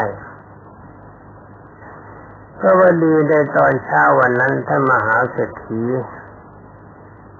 ขอโทษท่านมหาเศรษฐีในเมืองนั้นมีกำลังตั้งครรภ์อยู่ถึงเวลาจะเข้าเฝ้าพระราชาจึงได้เดินไปเพื่อจะเฝ้าพระราชาพอดีพบกับท่านปุโรหิตผู้เป็นอาจารย์ของพระราชาเดินทางมาร่วมกันมาพบกันเข้าก็จะเลยถามว่าอาจารย์เมื่อคืนนี้มีเหตุอะไรเกิดขึ้นบ้างหรือเปล่าท่านปุโรหิตก็บอกว่าเมื่อคืนนี้ดาวสำคัญปรากฏเด็กคนใดเกิดเมื่อคืนนี้หรือเมื่อตอนเช้าวันนี้เด็กคนนั้นจะได้เป็นมหาเศรษฐีประจำประเทศจะเป็นเศรษฐีใหญ่ความจริงท่านมหาเศรษฐีคนนั้นเห็นว่าปัญญาของท่านก็ท้องไส้ใกล้จะออกจึงได้ส่งคนใช้ไปถามให้ไปดูว่าปัญญาของตนคลอดบุตรแล้วหรือยังเมื่อคนใช้กลับมาก็บอกว่าปัญญายังไม่ได้คลอดบุตรท่านก็คิดในใจว่าหลังจากการเฝ้าพระราชาแล้วเราจะพยายามแสวงหาเด็กที่เกิดในวันนี้เช้ามืดวันนี้ถ้าได้มาจะเลี้ยงไว้เป็นบุตรเป็นอันว่าเมื่อเวลากลับไปท่านก็ใช้หญิงคนใช้คนหนึ่งมีนามกาลีให้กาลีนี่ไม่ใช่เลวทรามนะกาลีนี่แปลว่าดำให้นางกาลีสาวใช้ไปดูว่ามีคนที่ไหนบ้างลูกชายใครที่ไหนบ้างเกิดในวันนี้นางกาลีก็ได้ทราบว่ามีเด็กคนหนึ่งเกิดในวันนี้แต่ดูว่ามีบุคคลบางคนเขาเห็นว่ามีชาวบ้านมาทิ้งไว้จึงเกิดไปเลี้ยงมาแจ้งกับท่านมหาเศรษฐีทราบ ท่านมหาเศรษฐีก็มอบเงิน 1,000 กหาปณะคือ 4,000 ตำลึง1,000 ตำลึงแล้วก็ 4,000 บาท 4,000 เหรียญสมัยนั้นมอบให้แก่นางกาลีบอกเธอจงเอาเงิน 1,000 ตำลึงนี้ไปให้เขานะแล้วก็รับเด็กคนนั้นมาเราจะเลี้ยงเป็นบุตรของเราแต่อันว่านางกาลีก็ทำแบบนั้นเมื่อเขาท่านมหาเศรษฐีรับเด็กนั้นมาแล้วความจริงเขาไม่ได้คิดว่าจะเลี้ยงเด็กคิดว่าจะฆ่าเด็กเพราะเด็กคนนี้มันเกิดมาเพราะเนื่องในแย่งในความเป็นมหาเศรษฐีในลูกของเขามีอารมณ์วิษยาของทำไมหาเศรษฐีเกิดขึ้นมาทั้งที่เด็กคนนี้ยังไม่ทำอะไรให้ยังพูดไม่เป็นให้กล่าวว่าเป็นกฎของกรรมในสมัยที่เด็กคนนี้เกิดเป็นนายโกโตหริกะที่ทิ้งให้บุตรของตนตายในป่าจึงได้มาปรึกษากับนางกาลีว่าเด็กคนนี้เอาไว้ไม่ได้มันจะแย่งความเป็นใหญ่ในตำแหน่งมหาเศรษฐีขอให้นางกาลีนำเด็กคนนี้ไปวางไว้ที่ปากคอกของวัวควายของท่านมหาเศรษฐีมีนับร้อยและมีคนเลี้ยงเวลาเช้ามืดกลบลอยก่อนที่เขาจะปล่อยวัวเอาเด็กคนนี้ไปวางไว้แล้วก็ใบไม้กลบจะมีความประสงค์ให้วัวมันเหยียบตายช่วยทำยังไงบรรดาท่านพุทธบริษัทเพราะกรรมมันเข้ามาสนองกรรมแต่วันนี้เหยียบไม่ทันเพราะเวลามันหมดเสียแล้วเอาไว้ฟังกันไปต่อไปในวันพรุ่งนี้สำหรับวันนี้ก็ขอยุติไว้แต่เพียงเท่านี้ขอความสุขสวัสดีจงมีแด่บรรดาญาติโยมพุทธบริษัทผู้รับฟังทุกท่านสำหรับต่อนนี้ไปขอบรรดาท่านทั้งหลายเตรียมตัวเพื่อเจริญพระกรรมฐานได้ขอโอกาสนิดหน่อยโลกมีวิมานเป็นที่อยู่อาศัยมีนางฟ้า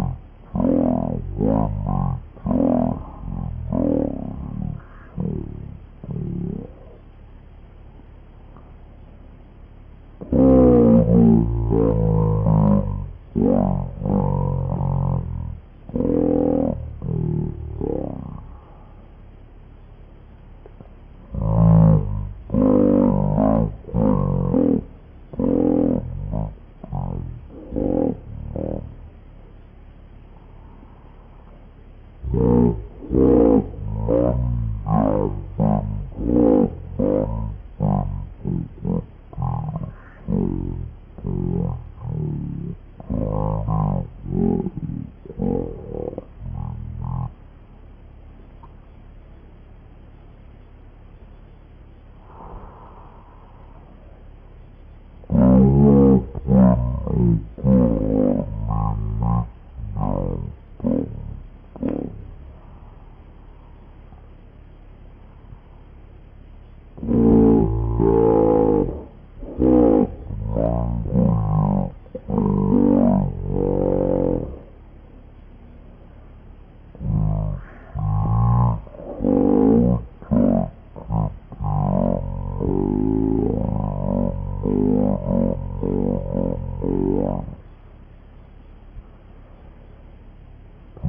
Yeah.